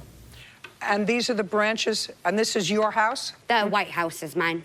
Okay, so some of these branches hang over your roof? My roof and my backyard and my driveway. Okay. She complains about all the trees. What? She complains about all the trees. Well, she's talking about this tree right now. And if it hangs over your property, trim it. Yes, so I tried to do that. However, Miss Nelson put things on the Exeter Facebook page along with our co-op's Facebook page saying that I am not. Do you live in a co-op? Yes, yes, ma'am. Oh, just a second. That's a different story. Judge Judy continues in a moment. If you have a letter, Ms. Schoenfeld, from the board that says that they are allowing you to trim the trees and they've given you permission, stop shaking your head. Real cases, real people. Judge Judy. Natasha Schofield and her father, Michael Follansbee, claim living next to neighbor Leona Nelson for damages to her house and property and harassment. Okay, so you don't own your home. Yes, we do. Well, not if you live in a cooperative. We own our home and rent our land. In a cooperative, you own shares in a cooperative. Not in this, what state do you live in? New Hampshire, and basically what it is a company talks a mobile home park into letting the residents do the rules instead of having an owner do the rules. So it's a mobile home park? Yes, ma'am. Do you pay rent or maintenance to an organization for the land? Yes. Yes. We lease the lot. We don't pay rent. Just a second. Then you can't cut the tree. That's something that the cooperative has to do. And let the cooperative deal with it. And if you don't like that, sue the cooperative. There must be a president of the cooperative and there must be a co-op board. Is there a co-op board? Yes, Your Honor. And is there a president of the co-op board? Yes. Yes, Your Honor. It's just the board president. There's no president. just said the board president. I thought you meant president and board. No. There's a board and the president of the board. Yes, Your And if Honor. the president of the board allows a hazardous condition to be maintained, you sue them. You don't sue her. Your Honor, I went to the board. They told me that we would have to pay for the trimming of the... Just a second. Well, if you have a letter, Ms. Schoenfeld, from the board that says that they are allowing you to trim the trees that overhang your mobile home, which you own, and they've given you permission to do... Stop shaking your head. Stop. Did you hear what I said? Yes, ma'am. And if they've given you permission to do that, but they've said, you're right, go ahead and do it, but we have no money in our fund to do that. If you want to do it and take that expense on yourself, we give you permission to do that because you're just lessees of the land. Then do it. And if what you're complaining about is that she wrote on her Facebook page or somebody's Facebook page, you better not touch my trees, I can't do anything about that. I actually went out and hired the company to come in, and they were told to leave her property. She told them. Then the co-op board has to deal with her. Yes. That's not for me to deal with her. That's for the co-op board to deal with her and say to her, we, not you, own this property, and we are going to be there. The president of the board is there when you hire a company and says to the people who are going to trim the tree, this is our property, you may trim the tree. You can't get me involved with her because she's doing the wrong thing. What do you want me to do with her? All I want to know is, do you own the land? No. Then if you don't own the land, you can't tell anybody to get off the land. Well, I also went to the co-op board, and they said that... Don't tell me what they said.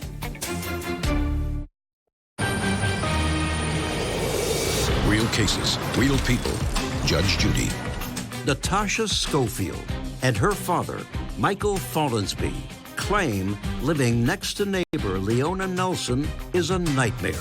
Leona's countersuing for damages to her house and property and harassment. Okay. All I want to know is, do you own the land? No. Good. Then if you don't own the land, you can't tell anybody to get off the land, is what I'm telling you. Well, I also went to the co-op board. Good. And they said that... Don't tell me what they said. Okay, well... I don't care what they told you. I'm telling you. Okay. She's allowed to trim property because if you prevent her... Okay, we're not allowed to. There's a rule that says we can't. I'm telling her, if she gets a letter from the board, then she can do it. And you can't stop her. That's true. Right. And if you say that there's a rule that you can't trim trees, and they're not going to give her the letter, I don't have to speculate into all that. Now, you have a counterclaim for harassment. Because Michael keeps harassing. We have a whole set of rules for the co-op. You can't own a home where we live unless you live in it, and he lives in New Jersey. Okay, so you notify the co-op board, and then the co-op board will tell him, then the co-op board will tell him not to live there. What else? Well, like the cats and dogs, it's like we have a cat and dog rule. You have to have the cats in the house, and you can't have the dog outside unless you're with the dog. And her animals are in my yard. I have a video of her cat tearing up my screen. Oh, I'd like to see that. Judge Judy continues in a moment. Want justice? Go to judgejudy.com. Like us on Facebook and follow us on Twitter. Okay, I'd like to see a picture of her cat destroying your property. She's responsible for that.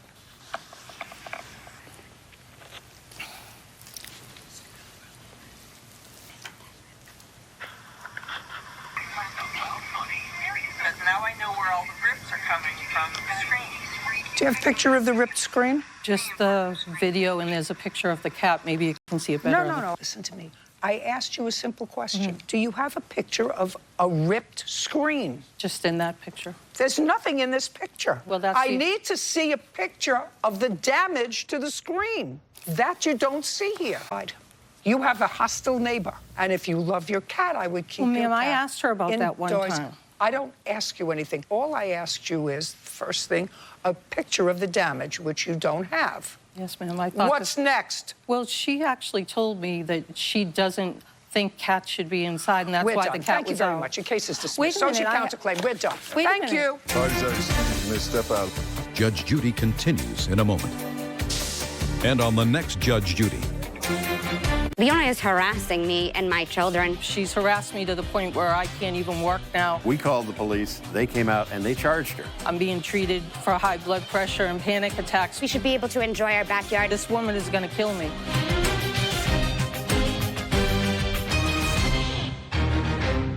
Her daughter can't settle down. The two older children are fathered by one man, and the two younger children are fathered by another man. 2 years ago, you had a different boyfriend. Talk about dysfunction. And she's still on the move. I had a different boyfriend when we moved into this house. You understand that that's not particularly good for your children. Yes, ma'am. Especially when you have a revolving door of boyfriends in your house. I mean, you do it anyway. That makes you pretty selfish. Judge Judy. You are about to enter the courtroom of Judge Judy. Raylene Eppert is suing her daughter, Melissa Ray Bowen, for unpaid utility bills. Order. All rise.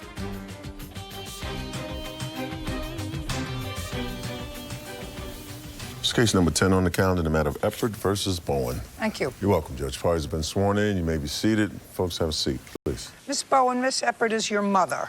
And you have children. How many? I have 4. How old are they? 17, 15, 11, and 5. Is your current boyfriend the father of any of those children? No, ma'am. When did you ask your mother to put a utility bill in your name? I never asked her. It was an agreement between her and my grandmother. Did you move in with your grandmother? Yes, I did. When? I believe May of 2016, 17. Did she have a house? She didn't know. We moved into a house together. She was living with my mother. Okay, so let's go back. You and your grandmother moved into a place at the same time. Mm-hmm. Your grandmother had been living with your mother? Yes. For how long? For years. I don't know exactly how long. And in 2016, you had a 3-year-old, a 9-year-old. And did you have the same boyfriend or no boyfriend? I had a different boyfriend when we moved into this house. You understand that that's not particularly good for your children? Mm-hmm. You do understand that? Yes, ma'am. All right. I mean, absolutely.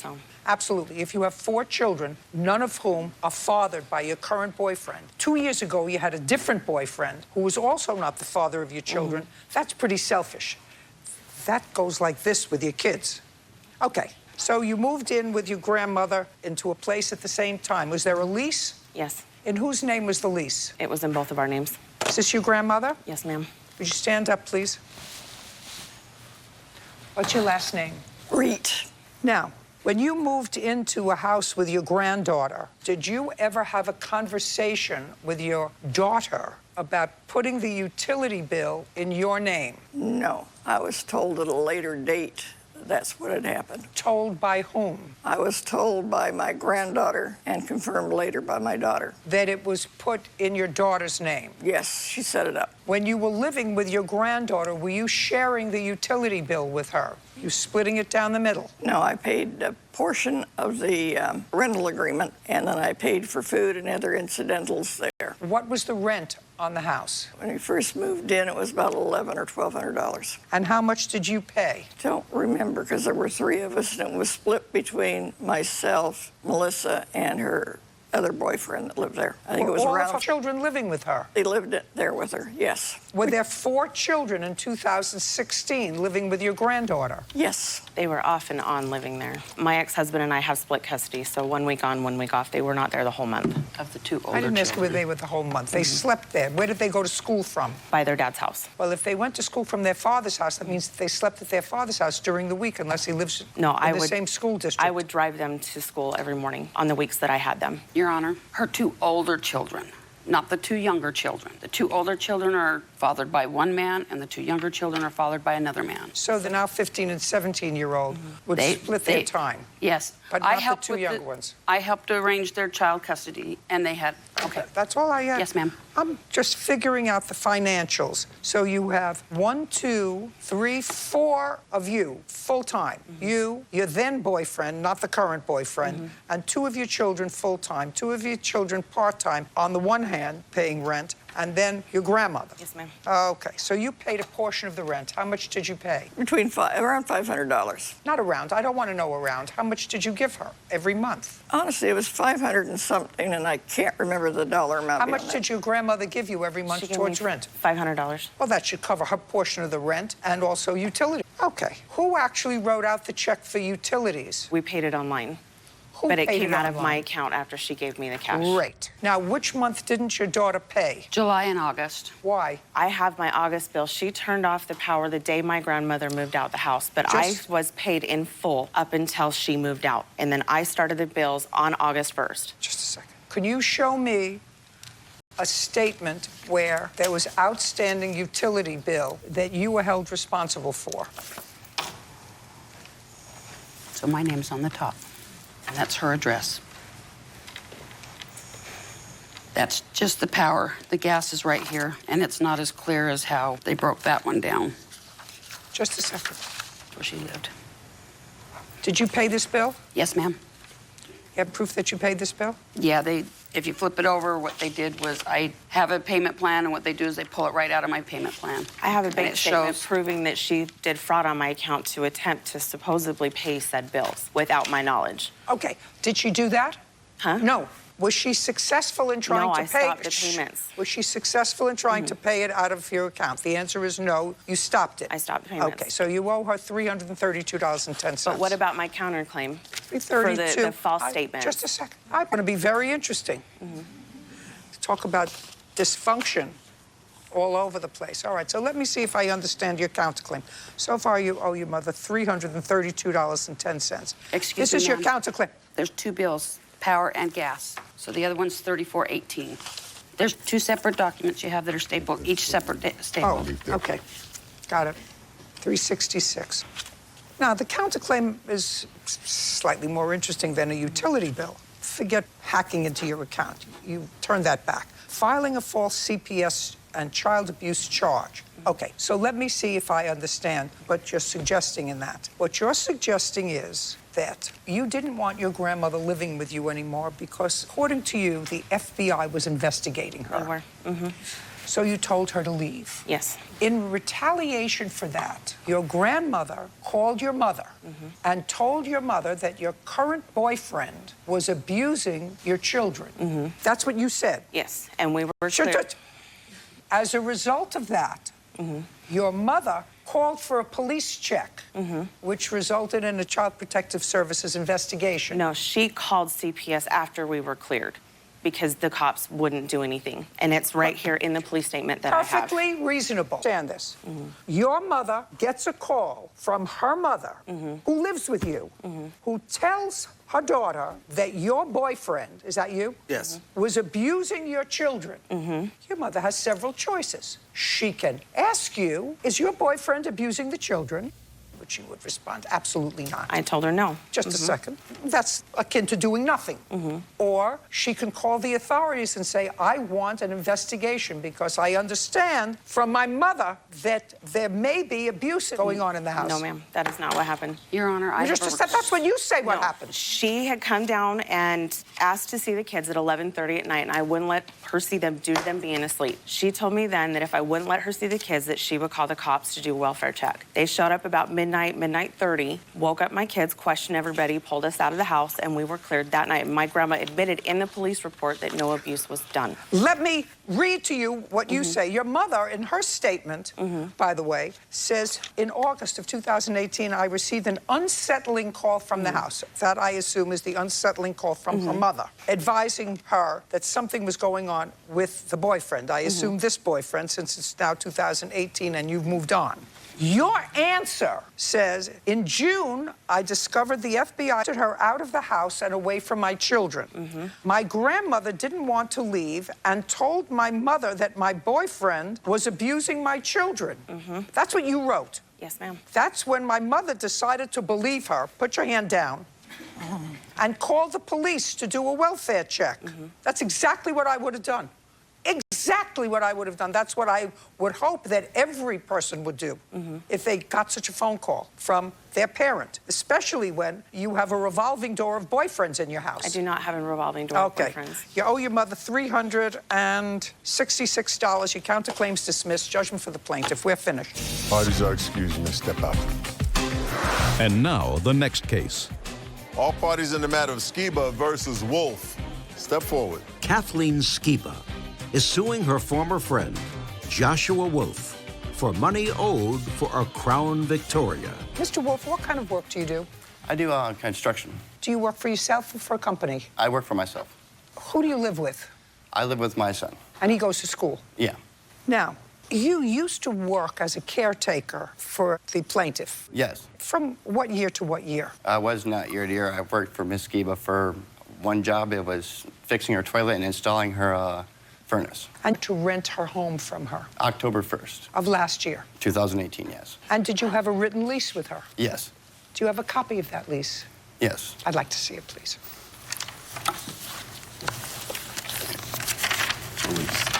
It is a land contract. It's not a lease. It's a land contract, ma'am, not a lease. I see it.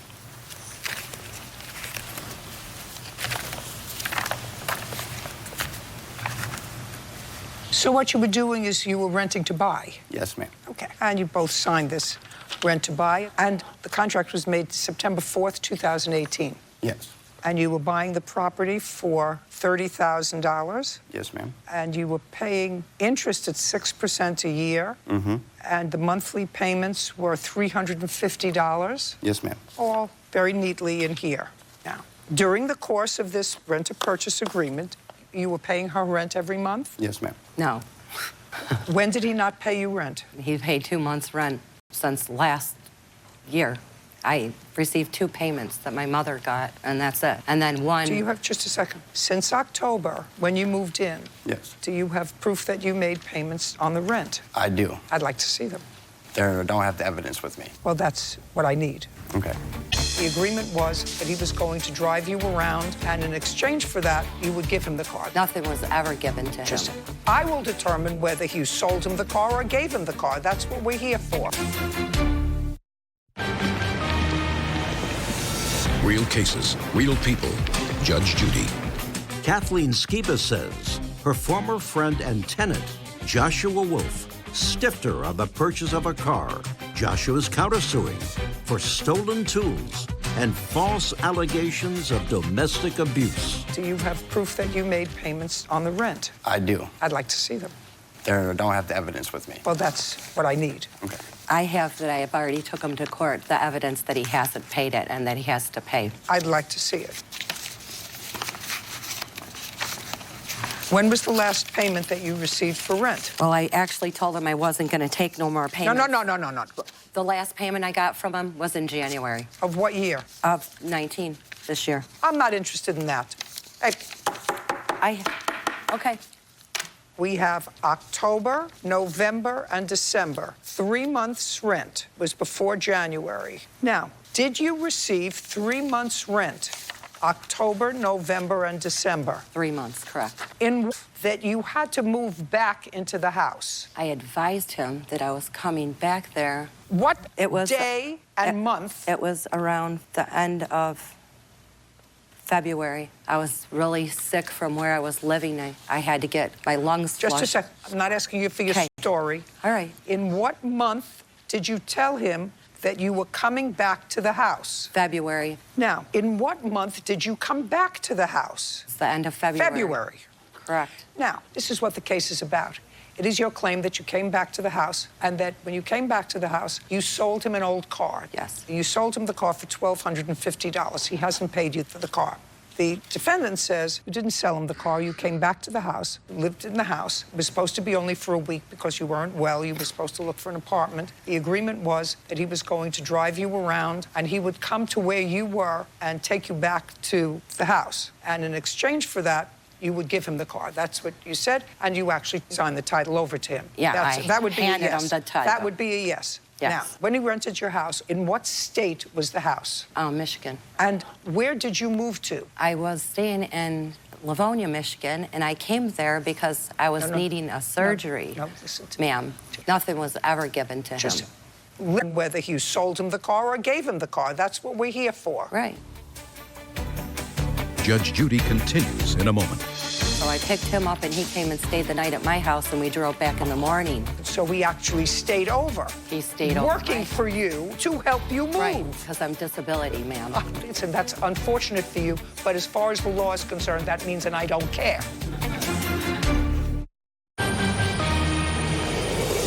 Real cases, real people. Judge Judy.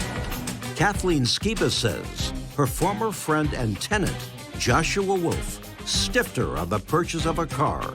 Joshua's countersuing for stolen tools and false allegations of domestic abuse. Now, did the defendant come to your home where you were living to bring you back to the house that he was renting to own in the car? No, I picked him up in my car. You drove? I drove in my Camaro. Just, you drove, you picked him up. That's what you started to tell me. Yes. What month was that? February? Yes. So you drove from where you were in February and picked him up. And then what did you do after you picked him up? We drove back the next day and You drove back? With the car. Just picked him up and drove him to where you were staying. That's a yes or a no? Where you had rented a U-Haul. Yes. That's a yes or a no? That would be yes. And how long did it take, once you picked him up, to drive back? How many hours or miles was They it? stayed the night. We left first thing in the morning, about 6 hours. So he drove back with you 6 hours to where you were. You stayed at his home. No, he stayed at my home. No. He was renting to own the house. So well, you were staying. I was renting where I was living. So I picked him up and he came and stayed the night at my house and we drove back in the morning. Just a second. So we actually stayed over. He stayed over. Working for you to help you move. Right, because I'm disability, ma'am. Listen, that's unfortunate for you, but as far as the law is concerned, that means, and I don't care. Right. You picked him up, drove him back 6 hours to your house with his son? Yes. Yes. The two of them drove back 6 hours. Both of them slept over at your house, helped you load up the U-Haul from the house, then drove back to the house that he was renting to own that you said you had to stay in for a while, or whatever. Because your lawsuit has to do with $1,250 for a car. All I want you to show me is proof of how much you paid the defendant. No, I don't have anything because they said they would do it for him never giving me any rent, basically, because he never pays me nothing. And he stayed there also. No, that's just a second. That's what August. Just a second. That's what you told me. You told me he moved in October and he paid October, November, and December's rent. And you gave him the car in exchange for moving you 12 hours with his son. Not only him, he brought his son to move your stuff. Because in he didn't exchange have a for that, your license, case is dismissed. And I We're never done. gave him We're done with your nothing. case. Listen Listen to me. to see the We're pictures done. of the legal activity going in my house? That's why I left. Listen to me. We are done He's with still your in case. my home. I don't care. He owes me thousands. Listen to me. I don't care. Judge Judy continues in a moment. Have you been cheated? go to judgejudy.com. Like us on Facebook and follow us on Twitter. Your lawsuit here has to do with a car. That he period. owes me. And I find that that car, as he indicates, since you gave him no money to move you in February, But he also lived in my home for months with no money also, ma'am, before. Good. Very good. You have title to the car? Yes, ma'am. Yeah. It's your car. Now he can pack the boxes in it and leave my home. That's great. Now, Yes, I do, ma'am. very good.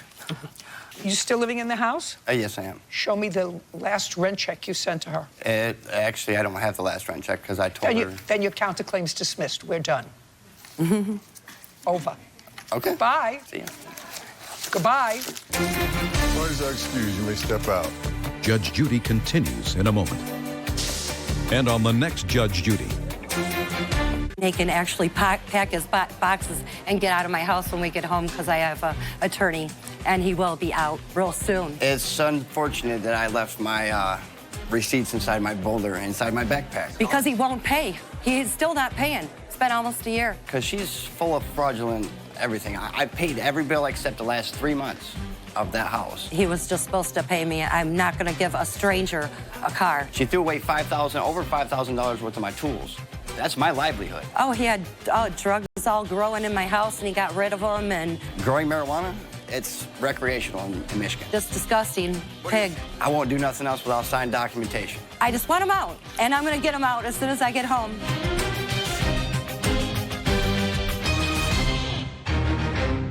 I've always helped her no matter what, and Mom gave until it hurt. she needed help with her rent. He wanted phones. Yes, that's a lot of money to just hand over. But her daughter's attitude was hurtful. I just thought that they were gifts initially. She's always buying my kids gifts and taking them out. You're old enough to have 4 children. You're old enough to pay your own rent. Judge Judy. You are about to enter the courtroom of Judge Judith Scheindlin. This is Judge Judy.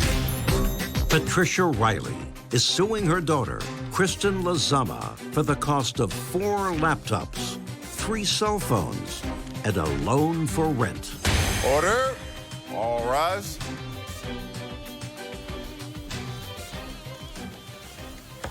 It's case number 27 on the calendar in the matter of Riley versus Lezama. Thank you. You're welcome. Parties have been sworn in. You may be seated. Folks, have a seat. Mr. Riley, the defendant is your daughter, and you claim a series of loans to her that were really to her and her husband. Yes, to myself. Your husband's name is George? Yes. Where is he? He's at work. Tell me when you made these loans and for what purpose, Miss Riley? Well, it started in February 2018. She needed help with her rent. February of 2018. That's Yes. well over a year ago. And how much was that loan? That loan with helping with the rent and then purchasing laptops for the kids was $1,030. Why did you purchase laptops for her children? For schoolwork. She asked me if I could help them get some laptops for schoolwork. And you're their grandmother? Yeah, I'm their grandmother. I'm not interested in Okay. buying them laptops for school, for your Okay. grandchildren. Buy them. 2018, how much did you give her for rent? $450 for rent in February. Okay. And when was the next money that you gave her? I loaned her $100 in April for 3 prepaid telephones so we could keep in touch. Just a second. So 2 months later, she hadn't paid you back any money.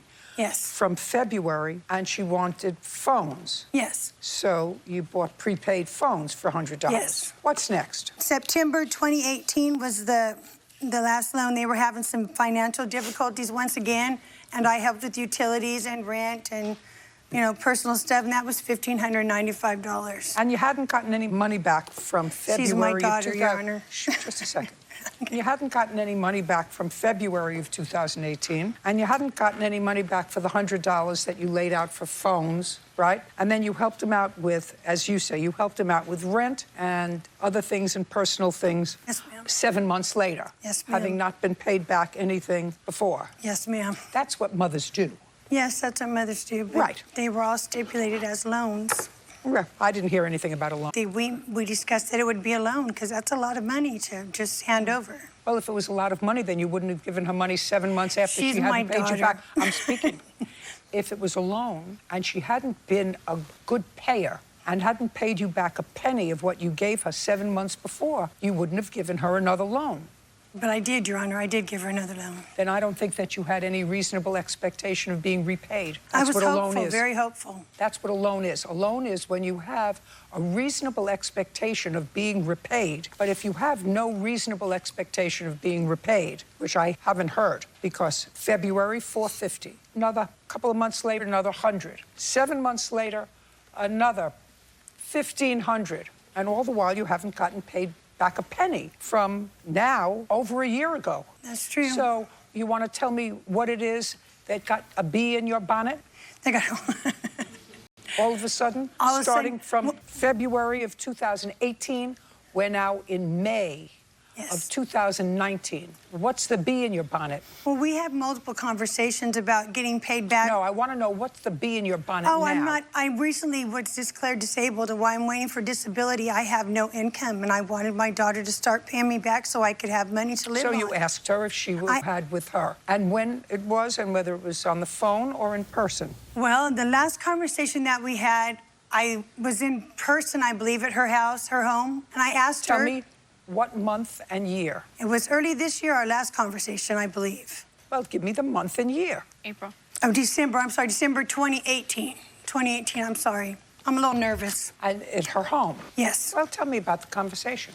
I asked her if she could start paying me back because they had both started working, and that I really needed the money and that I was desperate until I got my disability, that I had no income. And what did she say? She said, Mom, I really don't have the money, but I'll try. Okay, and? And I asked, it didn't happen. It just didn't happen. You know, it's heartbreaking for me to even be here, honestly, because I love my daughter. So the question is, why are you here? Because I want her to be responsible for what she says. Because I've always helped her no matter what. And who do you live with, Miss Riley? Oh, I live with my boyfriend. Is that your boyfriend? That's my son. Where does he live? He lives in Sacramento. I live in the North Bay in Petaluma. What does your boyfriend do? Right now, he's currently disabled as well. How long has he been out on disability? Probably about 8 months. And how long have you been on disability? I haven't got it yet, ma'am. It's not approved. Doing? I worked for A&J Custom Farming.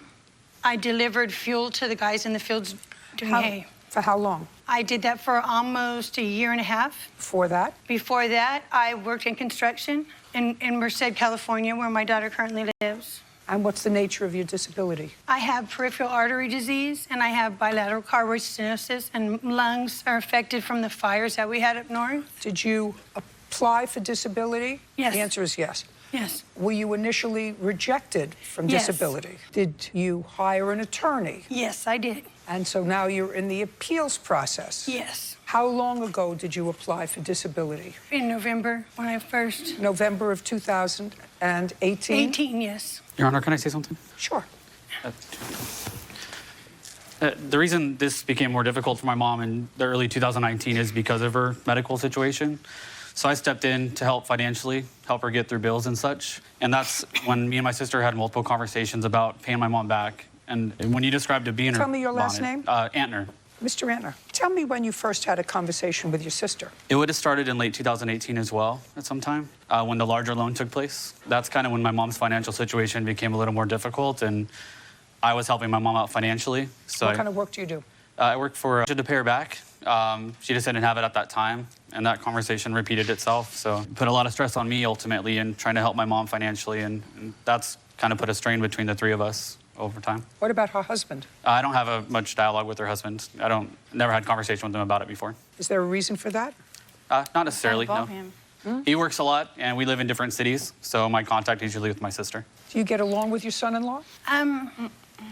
For the most part, I try to. Your daughter suggests in her answer to your complaint that the reason you're asking for this money now is because you had some sort of an argument with your son-in-law. Oh, we've argued on multiple occasions, but I try not to argue with him. I know because it just puts pressure on, you know, my grandkids and the home life, so. But it's not because we argue that I'm asking for this money. I've been asking her for it, for some kind of payment for months. Even $10, $20, anything to help me out. And nothing. Okay, now I'm ready to hear from you. I didn't pay her back any of the money or try to make payments because I just thought that they were gifts initially. Because she would come around when she lived in the same town all the time. She's always buying my kids gifts and taking them out. I'm not talking about gifts. I'm talking only about rent. Okay. How many months' rent did your mother pay for you? I would 3. And how much is your rent? $450. Rent, and you have how many children? 4. 4 children. And your husband is the father of all 4 of these children? He's not the father of any of my children. He's not the father of any of them? No. Do you get child support from any of the fathers? No, I don't. Oh, well, you must have picked a bunch of winners. Well, no, but their dads do help. They take care of them. Just never had a child support case or custody. I never went to court for it because I don't feel I don't need it. How do they take care of him? Well, they see them equally as just as much as I do and provide for them whatever they need. So what you're saying is you share custody with them? Yes. Is that what you're saying? What do you mean, yes, they're your 4 Well, because children. I just recently went to custody with 3 children I have with one, and then my eldest is with another, with somebody else. So for my 3 children, we do have a shared custody agreement that we just recently went to court for. How often are the 3 children with their father? Every day. So Monday through Friday, I get my kids after school until about 7 or 8 p.m., and I take them home, and then every other weekend, they spend the night with me. Let's go a little slower. Okay, so Monday through Friday, you see your children after school, which means they sleep with their father. Yes. Is that all the time, except for weekends occasionally with you? Every other weekend, yes. So the children live with their father? Yes. The children, 3 of them, live with their father to school? Yes. And how old is the 4th child? He'll be 17 in July. And who does he live with? Me. Full time? Yes. 450 times 3 is 1350. Your mother doesn't pay the rent. You have 4 children. You're old enough to have 4 children. You're old enough to pay your own rent. 1350. Did you pay a direct utility bill? No, I did, but I couldn't find it, the receipt for it, because it was so long going in her name. So can't help you. Yeah, I figured. Yeah. 1350. Okay, Your Honor, that's for the utilities and the rent? No, that's just for 3 months' rent. Okay. And you don't have any utility bills. No. She acknowledges that you paid 3 months of her rent. You don't have to do that. Okay. You want to buy cell phones for people, laptops for your grandchildren, you can do that if you want to. I'm not interested in that. That's your problem. Judgment for the plaintiff in the amount of 1350. We're finished. Your Honor, what about the, excuse me, I'm sorry, the additional loan that she loaned her at the Did you end understand what I said? Yes, I do. 1350, which is 3 months' rent. She's old enough to have 4 children. She's old enough to pay her own rent. We're done. Okay, thank you, Your Honor. Why is that excused? You may step out. I'm hoping me and my daughter can start repairing our relationship from here because I love her very much. Like my mom said, I just want to move forward. I'm not going to be rule-free loaning money, but... But I just hope that we can now move. All parties in the matter of Berger versus Berger. Step forward. Kristen Berger is suing her father, Joe Berger, for her wages being garnished after he failed to pay a court judgment on a vehicle. Ms. Berger, the defendant is your father, and it is your claim that when you were 19, your father bought you a car. He didn't pay it off. I assume that from the case, you and your father were both named on the loan for the car. Correct. And it's now years later. How old are you now? 27. And you've gone on, you've finished college. This car was bought when you were in college. Gone on, finished your degrees, working, own a house, put some money in the bank, and all of a sudden, a huge chunk of money was taken out of your bank, over $8,000. And it was for a judgment that had accrued as a result of the car not being paid off. Is your claim that your father purchased the car for you, and it was his responsibility to pay for the car? Your father says that wasn't the deal. He put down the down payment. You were supposed to pay for the car. Judge Judy continues in a moment. We then got it towed back to my mother's house. It was leaking in her driveway, oil and things. She wanted it removed, so we put it in my aunt's backyard. And where is it now? It's still there. 7 years? She must have a big backyard.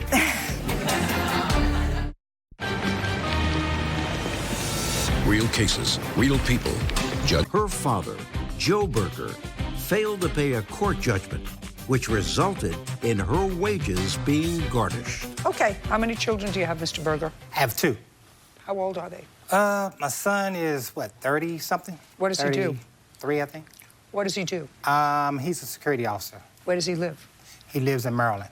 Do you have children? Yes, he does. How many? 5. And your daughter's 27. She finished school. She got a master's. Yes, ma'am. Yes. She owns her own home.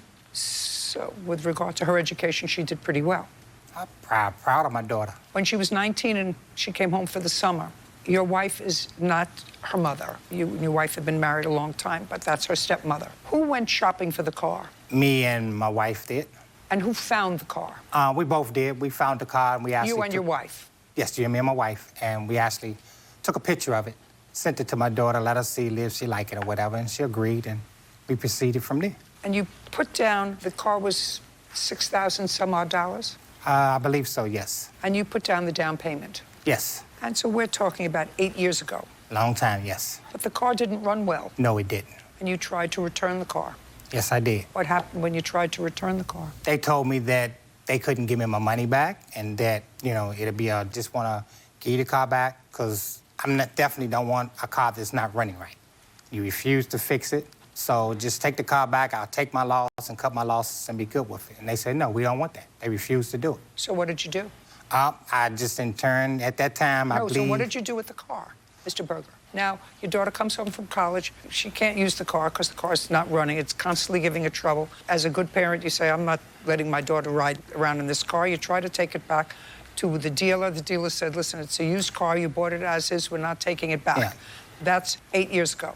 So what did you do with the car? I didn't do anything with the car. My daughter actually had the car for, I think it was basically a whole semester. She drove it. A semester. Yeah. I know, but then she came home for the summer, and you tried to return it. Yes, I didn't do anything with the car. At that point in time, it was, as far as I know, it was parked in her auntie's backyard after that time. Who parked it in her aunt's backyard? I guess she did. I really don't know. Who parked it in your aunt's backyard? The car was towed from Florida by my godfather. It was towed to my mother's house, and from there, his ex-wife was given the vehicle to drive while I went back to school, and it broke down on her, and we had to go and tow it from her house, and we then got it towed, leaking in her driveway, oil and things. She wanted it removed, so we put it in my aunt's backyard. And where is it now? It's still there. 7 years? Yes. She must have a big backyard. Judge Judy continues in a moment. When did you get a lawyer? The 23rd. Is he attempting to negotiate this loan for you? Yes, he's been attempting to negotiate the loan. Right. So you don't know how much eventually you're going to have to pay on it. Real cases, real people. Judge Judy. Christine Berger says her father, Joe Berger, failed to pay a court judgment, which resulted in her wages being garnished. Now, who has the title to the car? I do. Can I see it? Yes.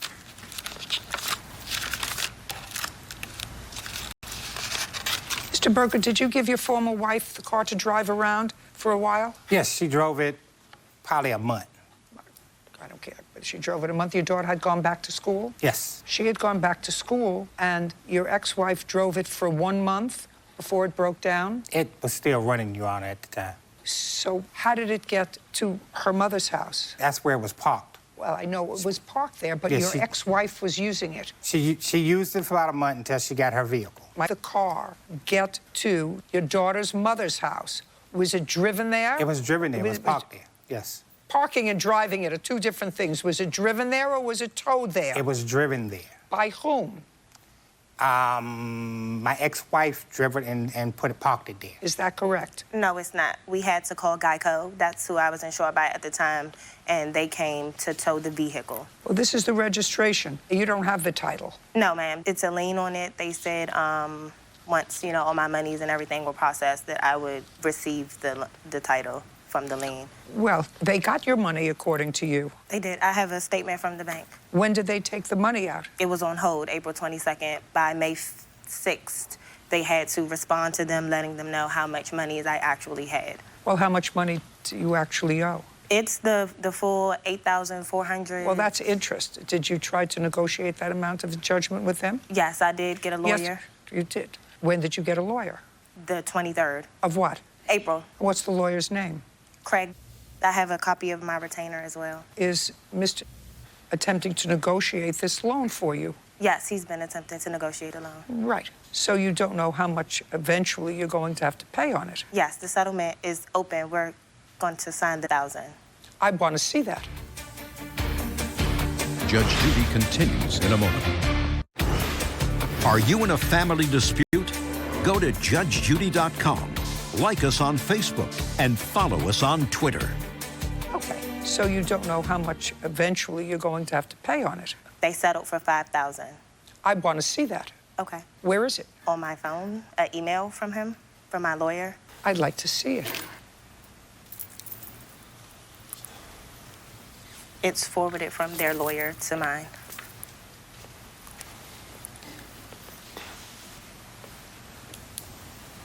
Okay, so it looks as if for $5,000 you're settling what is owed on the car. Yes. Between you and your father, that's $2,500 apiece. And how much is the lawyer getting paid? I had to give him $1,000. That means, so you're stuck with $3,000. $2,500 for your half of the loan and $500 for the lawyer who negotiated it down. Judgment for the plaintiff in the amount of $3,000. We're finished. Thank you. Parties are excused. You may step out. Oh, by the way, that check gets made payable to the credit union. We're done. Judge Judy continues in a moment. And on the next Judge Judy. It is what it is. I mean, nothing I can do about it. It's been extremely... What I could pay on it. It's upsetting that I even had to get to this point. I hope we can move forward for this. I love my daughter to death. There's nothing's going to change with that. It's time for me to take care of myself and get my bills taken care of.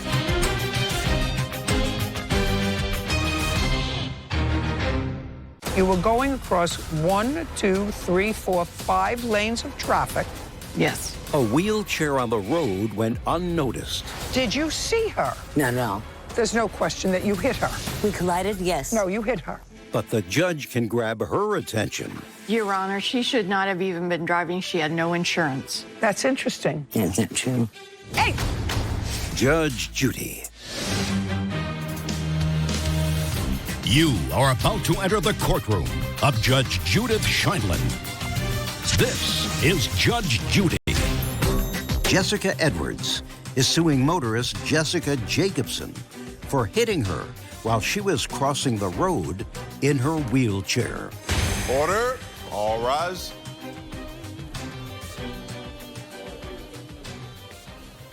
It's case number 20 on the calendar in the matter of Edwards versus Jacobson. Thank you. You're welcome, Judge. Party's been sworn in. You may be seated. Miss Edwards, Miss Jacobson hit you when you were riding in your mobility scooter as you hit her. Is that correct? Yes, we collided, Your Honor. Yes. What?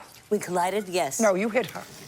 Matter of And opinion. the issue is whether or not Miss Jacobson was negligent and is responsible for whatever injuries you had, which was actually the loss of your mobility scooter. You say that that was severely damaged. You weren't, fortunately, severely injured. No, I had road rash on left leg, losing 2 layers of skin. But fortunately, you weren't seriously injured. No. I'm looking at that diagram, and in between the 2 yellow lines, is that a turn lane? It's both for pulling off in case you break down and a turn lane. But it's not a driving lane. No. And you were in that turning lane, Miss Jacobson, because you were turning into that driveway. Yes, I was, Your Honor. That's where you live? No, I live behind it. Okay, you were visiting someone there? No, I was turning around to my apartment because I'd forgotten something I had to get back. Okay, so you were going to make a U-turn? No, not a U-turn. I was going to go in the driveway, come back out, and then I didn't feel safe making a U-turn on that thoroughfare. Okay, you weren't going in. You had forgotten something, so you were going home. Yes, which is westbound of that traffic fire. It's okay. Tell me what you forgot at home. Well, I left an associate at my door, and I realized I had an appointment that he might need the materials needed because I saw somebody pulling in as I left my apartment, which is west of those. So you realized that you had to get home, and it was sort of an emergency that you had to get home. Not at all, no. Okay. I want you to go over to that because it's easier for you than it is for Miss Edwards to maneuver. Okay. You were turning into which driveway so that we're clear? This is the 820 apartment complex? That's Miss Edwards' apartment complex. Correct. Correct? Yes. And you were going home. Correct. Yes. And Where'd I come from? No. Oh. I know where you were coming from, and I know that you were either going to go into the complex and make a left-hand turn into the complex and go around and come out, or if there was no traffic coming from the other side, you were going to make a U-turn. There's no question in my mind that those were the 2 options. I don't know which one it was because I'm not in your mind. If it were me, if there was nobody coming from the other way, and if my car could clear it, I would have made the U-turn. Right? Right. Now, if there were cars coming from the other way, I would wait and turn in and do it properly. May I give Maybe. you an area? No, I don't want you to give me anything. Okay. Now, you're in your mobility scooter, and I assume, Miss Edwards, where there is a brake. Bird, would you go over to that drawing Do you see where there is a break in the bottom that look where you entered the street? So you entered there because there's a cut in the driveway? It's a driveway that I came out of. Just a second. It's a driveway. Correct. When you say it's a driveway, are there houses there? From an apartment complex in back of the bus stop. Okay. And it's solid curb in front of the bus stop, so to get out, you have to go down the sidewalk to the driveway. It's not designed to be handicap accessible. That's not why it's there. It's a driveway. Can cars go in there? Yes. Okay, so it's a driveway. It's not designed for you. Correct. And you were actually traveling diagonally in order to get into your driveway. There's about a 5-degree diagonal. Whatever it is, this is your diagram. Yes. You were traveling at a diagonal, which means you were going across 1, 2, 3, 4, 5 lanes of traffic in a diagonal. Yes. The nearest crosswalk is more than a half-mile down the street. Where were you coming from, Miss Edwards? I had gotten groceries at the grocery store and had just gotten off the bus at where that light blue square is down at the bottom. Okay. Now, you're traveling and you know that you are not. Thank you, Bert. You know that you're not at a legitimate crosswalk. Correct. So you're not. And I did. Well, evidently not. But let's see whether you did or whether you didn't. So you're traveling diagonally. You can go back. Okay. When, for the first time, Miss Edwards, did you see the defendant's car? I never saw it. Well, you were facing in the direction of the driveway. Of the driveway. And she's coming from your left, correct? Correct. Where was the, Miss Jacobson, where was the damage to your car? What little there was may have been to the front bumper of the passenger side.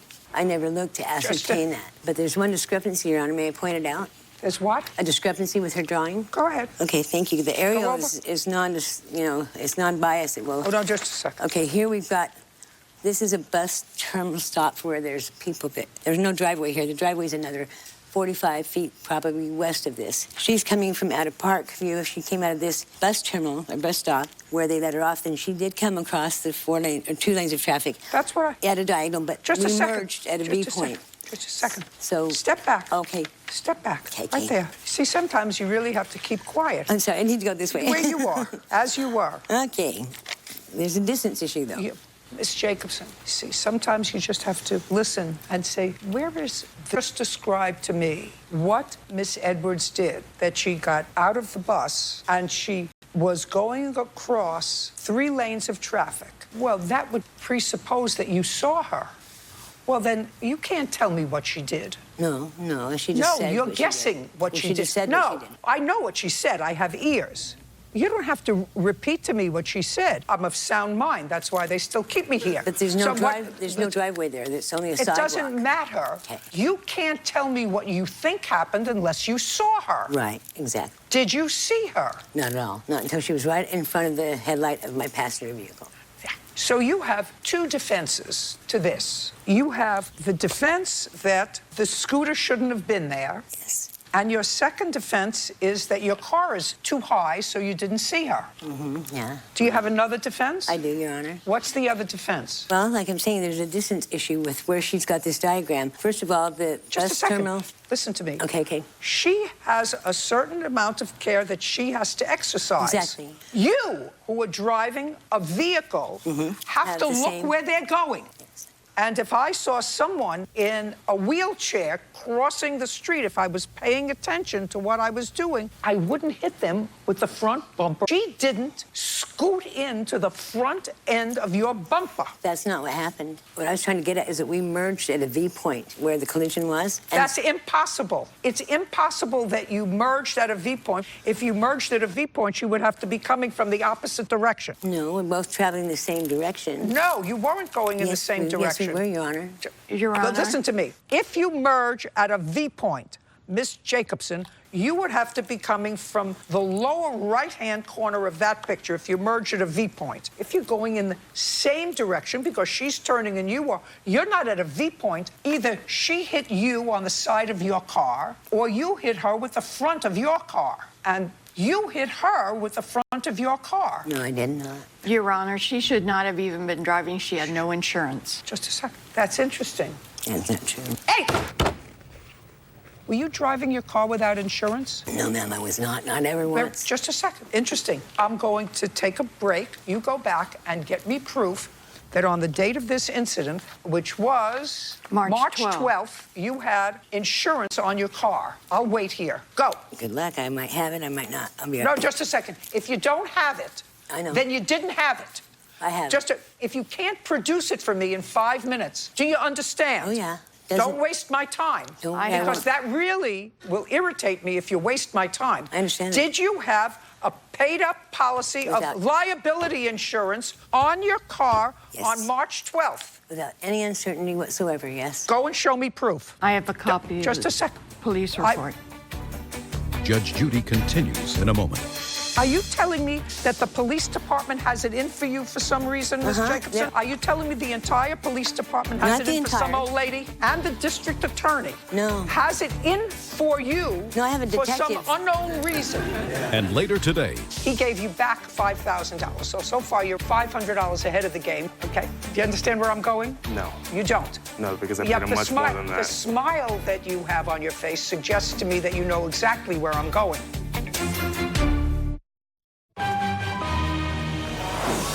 real cases, real people. Judge Judy. Jessica Edwards says motorist Jessica Jacobson ran into her while she was crossing the road in her wheelchair. Okay, Ms. Jacobson, I'd like to see what you have.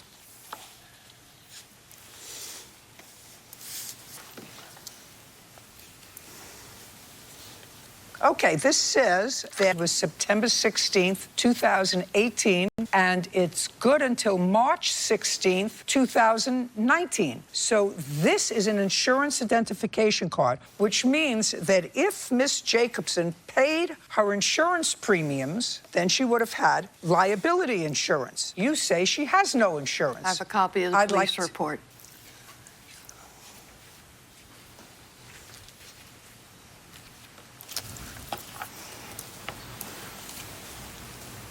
You had no insurance. Yes, I did, Your Honor. That police report is nullified because I have insurance that doesn't mention the police officer that hit me 2 months prior to that either. My insurance company was not correct in their findings. When they reported that day, it was not. I have a $542 Just a second. check. This is the narrative. Unified Police Department. It says Jessica Jacobson was found to be the driver of the vehicle without insurance. I called Insurite and confirmed that there was no insurance. Jessica said that there was no insurance after she made a few calls. Vehicle 1 was taxed and impounded for no insurance. Was your car impounded? Was your car impounded? Yes, it was, but I never made one call. Just a second. I never agreed to that. The question is, was your car impounded? Yes, wrongfully. It's still sitting there waiting for litigation against the Salt Lake Unified Police. I have not yet. Like I said, it's still sitting there. That's part of the problems I've had because the Salt Lake Unified Police Department... You're not supposed to be driving. You're not supposed to be Your Honor, driving. I was completely insured at that moment in time, and I'm not going to go on anything less. That is the absolute fact, and I'm not going to say anything more. I mean, you're going to go off hearsay that is incorrect. No. This is a business record. It's not a business record. Hey, listen to me. Do you have a lot to do with courts? No, but I know what I've been through. Just a second. You have a lot to do with courts. I know that you have troubles. Believe me, I've been in this business a very long time, so I know that you have troubles. Because I know that you have troubles. Just because you have an insurance card that says that you had an effective policy on a certain date, if you don't pay the premiums on that policy, that means that the policy lapses, expired. The police officer, and this is a business record, it comes in, it's not hearsay, it comes under a business record rule, says that you acknowledged to the police officer at the scene that you had no insurance. In addition, this happened March 12th. We're now in May. If you had insurance, you would have gotten your car back. There was probably more to it, a lot more. A lot more that I don't have to get into right now. Right. Later today. You can prove to me that you paid him $4,500. No, I can show you that I paid him the $10,000. No, I don't care about the receipt that you are going to show me. That doesn't fly with me. Do you understand? Yes.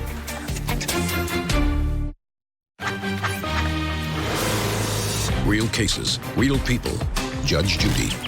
Jessica Edwards says motorist Jessica Jacobson ran into her while she was crossing the road in her wheelchair. Now, there's a reason that for the last 3 months you don't have your car if you had insurance and you had no other troubles. So you weren't supposed to be behind the wheel of a car. Not true. That's not true whatsoever. My God. I promise you that is not true. I can show you, if you want to go in and call a West Jordan agent with Geico, he'll tell you I haven't made payments every month, and there's also a huge escalation in payments. After You mean the police department? Are you telling me that the police department has it in for you for some reason, Ms. Jacobson? Their officer the police hit me. Are you telling me the entire police department has Not it the in for some entire. old lady? Is that what you're saying to Not me? the entire officer hit me on January 10th Just at a noon, second. and he did not claim it, and he did not own it, and he didn't report it to all police. I'm asking you is, now is what you're saying to me that the entire police department and the district attorney, no reason. I have a detective that runs me on errands all week. We both know that you have a problem. No, we don't. Yeah, judgment for No, the we plaintiff don't. in the amount of $5,000 with Okay, well, goodbye. good luck. Thank you, Your Honor. Parties are excused. May step out. She did hit me. She claims she didn't see me. 3 officers stayed with me when I went across the street to park and watched the whole incident take place. My wheelchair spun. And then the paramedics and others came with her. And threw me into the lane she had been driving from. Yes, one was cited to me for non-insurance, and that's what we're fighting in court right now. And so I was straddling the median and her lane. I don't know. I'm not ready to be done with it, but I don't think it was a fair hearing. I inched across to get out of the lane so I wouldn't be a worse case scenario. And now, the next case. All parties in the matter of Elliott versus Martin. Step forward. Gregory Alex Elliott is suing Adolfo Rudy Martin for defrauding him regarding luxury suites at a UFC fight. Let me see if I understand the basic facts. Mr. Elliott, you purchased suites of rooms for a sporting event from Mr. Martin, who does that as a business. How much did you pay him for this block of space at a sporting event? $13,500. And- I know that I paid him, and I got receipts from it as well. How did you pay him? I paid him through PayPal and through a separate transaction with cash of $6,000. That doesn't fly with me. How much did you pay him that you can prove to me that you paid him by PayPal? So through PayPal, I could show that I paid him $4,500. $4,500 is what you can prove to me that you paid him. Yes, and I could also prove that I gave him $6,000 because he gave me a receipt for it as well. I don't care about the 6,000. Let's understand this. Okay. You can prove to me that you paid him $4,500. No, I can show you that I paid him the $10,000. No, I don't care about the receipt that you are going to show me.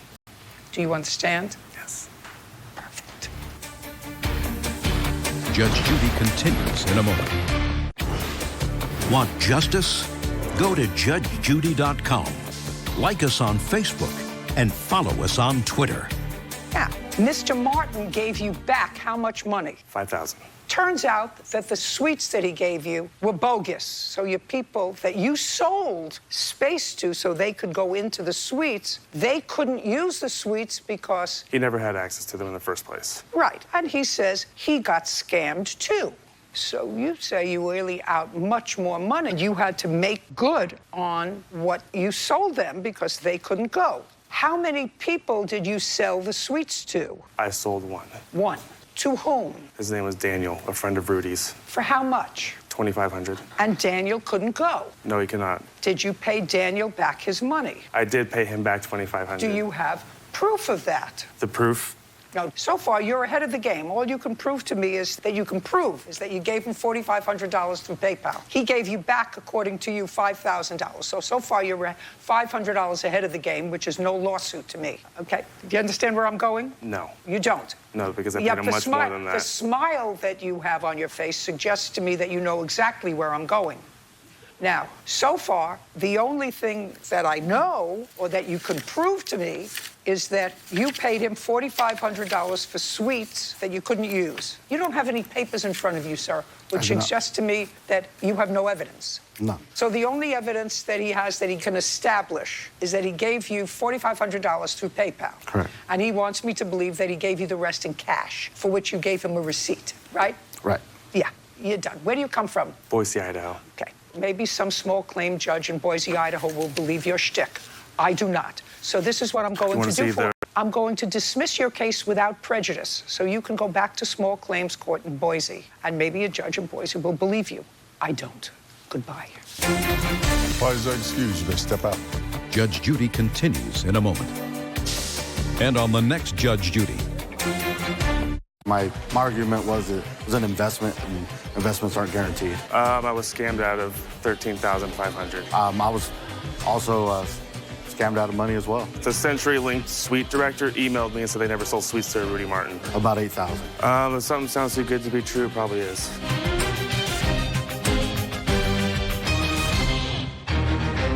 So you don't think that 15 dogs are enough? A wannabe dog breeder adds another to her pack. She said she wanted a female to breed. Correct. There's no question that you did not pay for the dog. And a conflict was born. No, Your Honor, I don't want her to keep the dog. No. A month after, you got another puppy. You live in a trailer with 2 young children, and you've got 15 dogs. Judge Judy. You are about to enter the courtroom of Judge Judith Scheindlin. This is Judge Judy. Dog breeder Celeste Ranger is suing former client for the return of her dog, the pick of a litter, attorney fees, and slander. Order. All rise.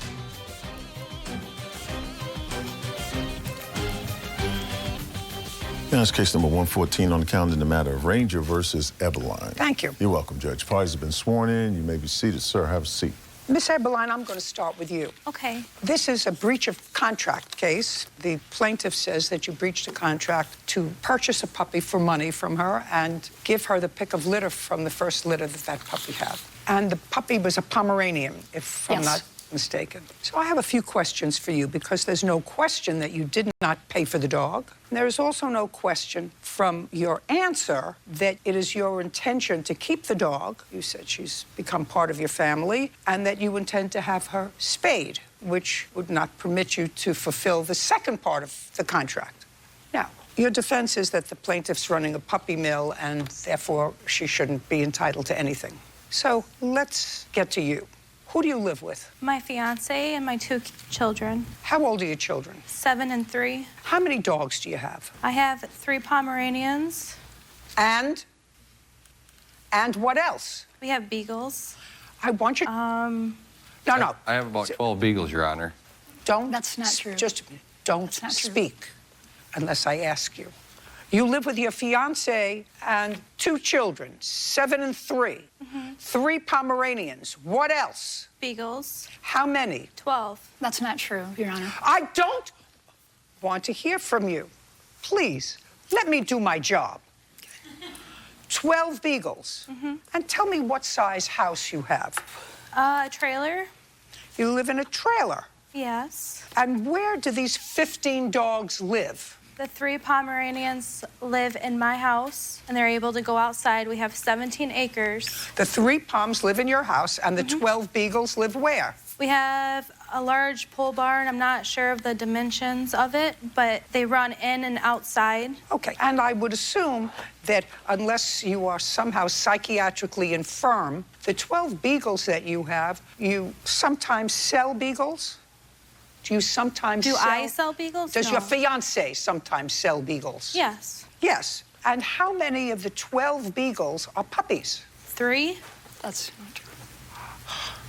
Miss Ranger, don't annoy me. So we're dealing with the pot calling the kettle black. You ever hear that expression? Yes. Yes.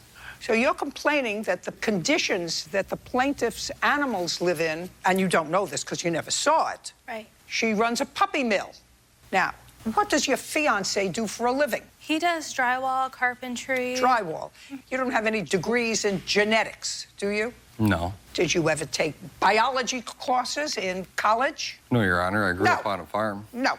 So you breed dogs, and one of the reasons that you wanted a female dog from Miss Ranger is that you had a male Pomeranian who was 6 months old that you wanted to breed. So you don't think that 15 dogs are enough, along with a 3-year-old. You wanted to have a litter of Pomeranians. Had you ever had a litter of Pomeranians? No, Your Honor. No. Now, when you got your Pomeranians, from whom did you get them? My original one? Let's talk about all three. Okay. A friend. A friend. A friend whose name was? Lottie. Don't ask me. That's not a question. I'm not asking you. Okay. And when did you get the first one from your friend Lottie? September 2018. And is that a male or a female? He's a male. And did you pay for him? Yes, I did. How much? $650. Who did you get the third one from? I found her on a Craigslist. And? I'm a female? A female, yes. What was the name of the person from whom you bought her? Name of the person from whom you bought her. Mary. No, I'm going to call the person. Do you understand? So don't give me the business. No, Your Honor. You're a hustler. Her name. No. You're a hustler. Hustler. No. When did you get the dog from Mary? March 2019. Is that a question or is that an answer? It's an answer. Good, then don't put a question mark at the end of the sentence. Okay. So you got that dog in March. Yes. How old is that dog? That's not a hard question. 4 months old. Female. Yes. Now I know who you are. That makes my job much easier in this process. You understand? Okay. You thought this was going to be easier? It's not easier. It gets harder because the irresponsibility that you allege I should ascribe in your answer to the plaintiff, who was running what you say must be a puppy mill because the dog that you got from her was frightened, etc. So far, I don't know how many animals she had, but I know that your fiancé does drywall, you live in a household, and you've got 15 dogs, all of whom you either plan or have bred to sell for money. Neither of you, I assume, has any degree in chemistry, biology, genetics, none. Your Honor, can I speak? Yes. I'm dying to hear you. I don't have a degree in biology or breeding or whatever, but I interact with my beagles, and I don't breed them for profit. You mean you give them away? Some. Sit down. You know, if something doesn't make sense once you get to be my age, historically, it doesn't make sense. For instance, Pomeranians are little dogs. Little children, not meaning to hurt little dogs, will pick them up, drop them, put them on a chair. Now, your 3 Pomeranians live in a confined quarter with a 3-year-old. And you plan on breeding them so you'll have more living in the trailer. Now, that to me, put your hand down, isn't smart. Now, we're going to leave you.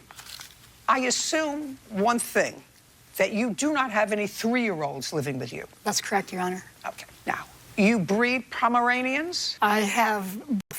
You've bred them for the last 3 years? That's correct. How many do you have? I own 6. When you sell your Pomeranian puppies, how much do you generally charge for them? I charge $800 for the male and anywhere from $900 to $1,200 for the female. Now, where did you get your 6 Pomeranians from? I bought them from different states throughout the United States, as I wanted them to make sure that even though they are all papered, that they would come from a different state far away, so that their genetics would be not Did you check, family. Have any of the Pomeranians that you sell, because selling them from $900 to $1,200 is a substantial fee. Do any of them have champion bloodlines? Yes, they do. Some do. They do. Okay. They all are. Now, they are all papered or AKC or CKC. A lot of animals can be AKC. But they are from champion bloodlines. Eventually, yes, somewhere down the line. Okay, and how many litters have you had? Approximately in 3 years, I only have 3 female and 3 male, but approximately, because they are my pets, so I've had approximately in 3 years, probably about 6 or 7 litters. And how many are there in a litter? It can be from 1 to 4, typically. Okay. Now, your lawsuit says that you and the defendant entered into a contract. Yes. And the contract provides name from a website? Yes, Your Honor. Okay. And at that time, according to your complaint, you didn't have any very young puppies. No, I did have young puppies, but they were only male, and she was looking for female. And she said she wanted a female to breed. Correct. Curiosity, did you ask her whether she had any experience No. breeding? No, but she had brought up that her boyfriend had beagles and that he had bred beagles before. Okay, so they had some experience with I guess so. breeding dogs. I guess so. But she wanted this female to breed. Yes. You had a female Yes. that was 18 months old. Approximately. A little older. She's lying, Your Honor. That's not true. Her birthday's April. Her birthday's April. When did you buy the puppy, Miss I bought- Eveline? Month. January 30th. That's not true. She got her on the 3rd of February. What difference? It doesn't make any difference. Please don't fight with each other. It's not particularly germane.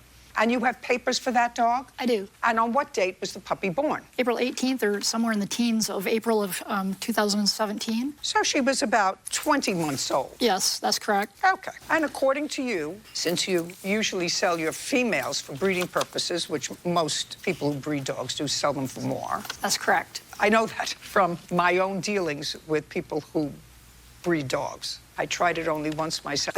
It's a lot of work. It's a lot of work. It's a lot of work. And not necessarily everyone is as cooperative as they promise that they will be. That's correct. I mean, in your house. So, according to you, you made an agreement with Miss Ebeline for $600. Yes. And pick of litter. Female pick of the litter because they sell for more. Did you have anything in writing with her? I did. May I see it? Actually, it was over the Facebook instant message that she agreed. Can I see it? Yes. Right here, this 3rd page. This is the initial contact, and then it just goes on a couple text messages through instant message, and she agreed. I can read. Okay, so you bought the puppy, you agreed to her asking price of $600 and a female puppy pick of litter. That was your contract. No, Your Honor. Well, show me something different. I'm reading the text messages with photographs back and forth. Okay? So if you say that there is a different agreement, I'm willing to look at it. Okay, thank you.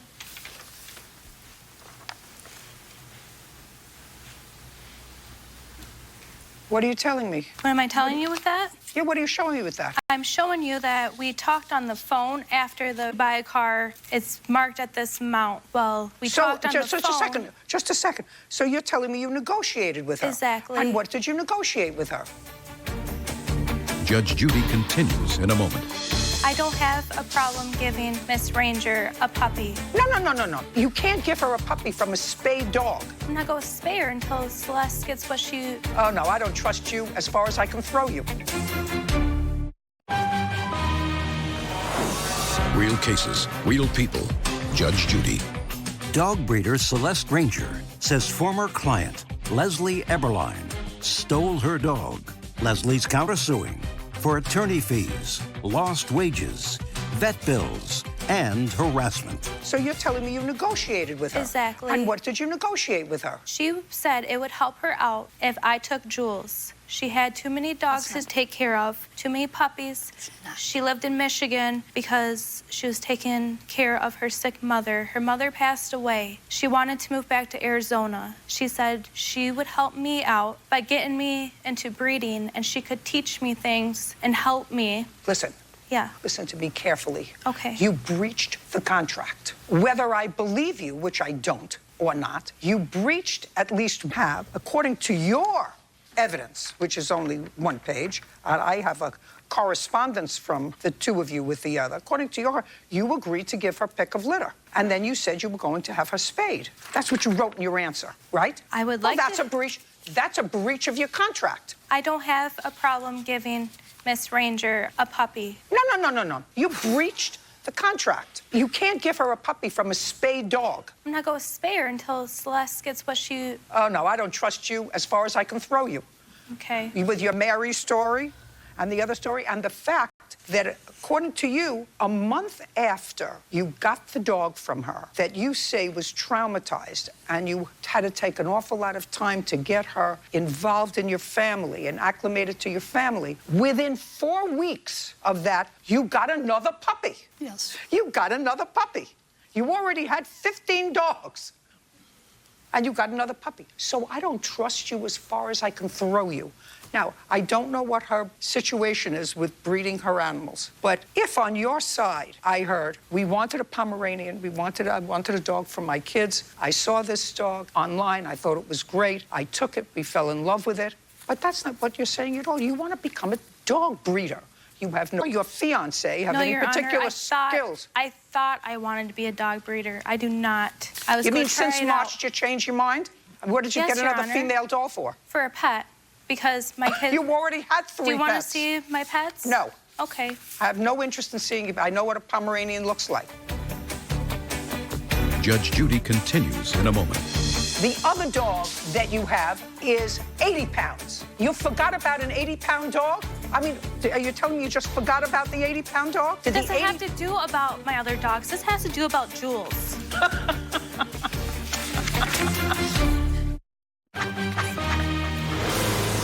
Real cases, real people. Judge Judy. Dog breeder Celeste Ranger has accused former client Leslie Eberline of stealing her female Pomeranian and costing her money in an attempt to get her back. You breached the contract.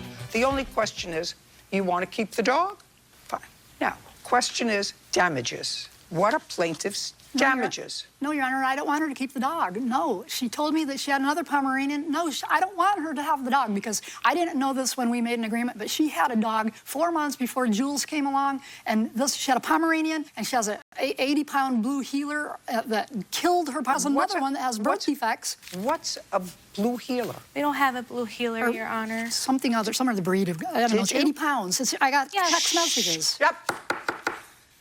Did you have a blue heeler? We do not have a blue heeler. Did you? I don't know what Never. We have a black mouth cur. Okay, that's Well, correct. just a second. What is that? Old Yeller. Okay, so that's a big dog. Okay, and that's in addition to the Pomeranians and the 12 Beagles. Correct. Yes. Well, you left that one out. Did you forget about a big dog? You're looking That's at me. my fiance's dog, and he had this dog. How long have you had this? Don't ask him. I asked you, how many dogs do you live with your 2 children, 7 and 3, with your fiance, in the trailer where you live with your 2 children and your fiance. You have at least 3 Pomeranians. Now, you have 12 Beagles. That you said is his. They live in the barn. Beagles, they're small dogs. Maybe they're 30 pounds. The other dog that you have is a big dog. 80 pounds. You forgot about an 80-pound dog?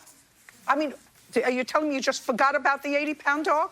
It doesn't have to do about my other dogs. This has to do about Jules.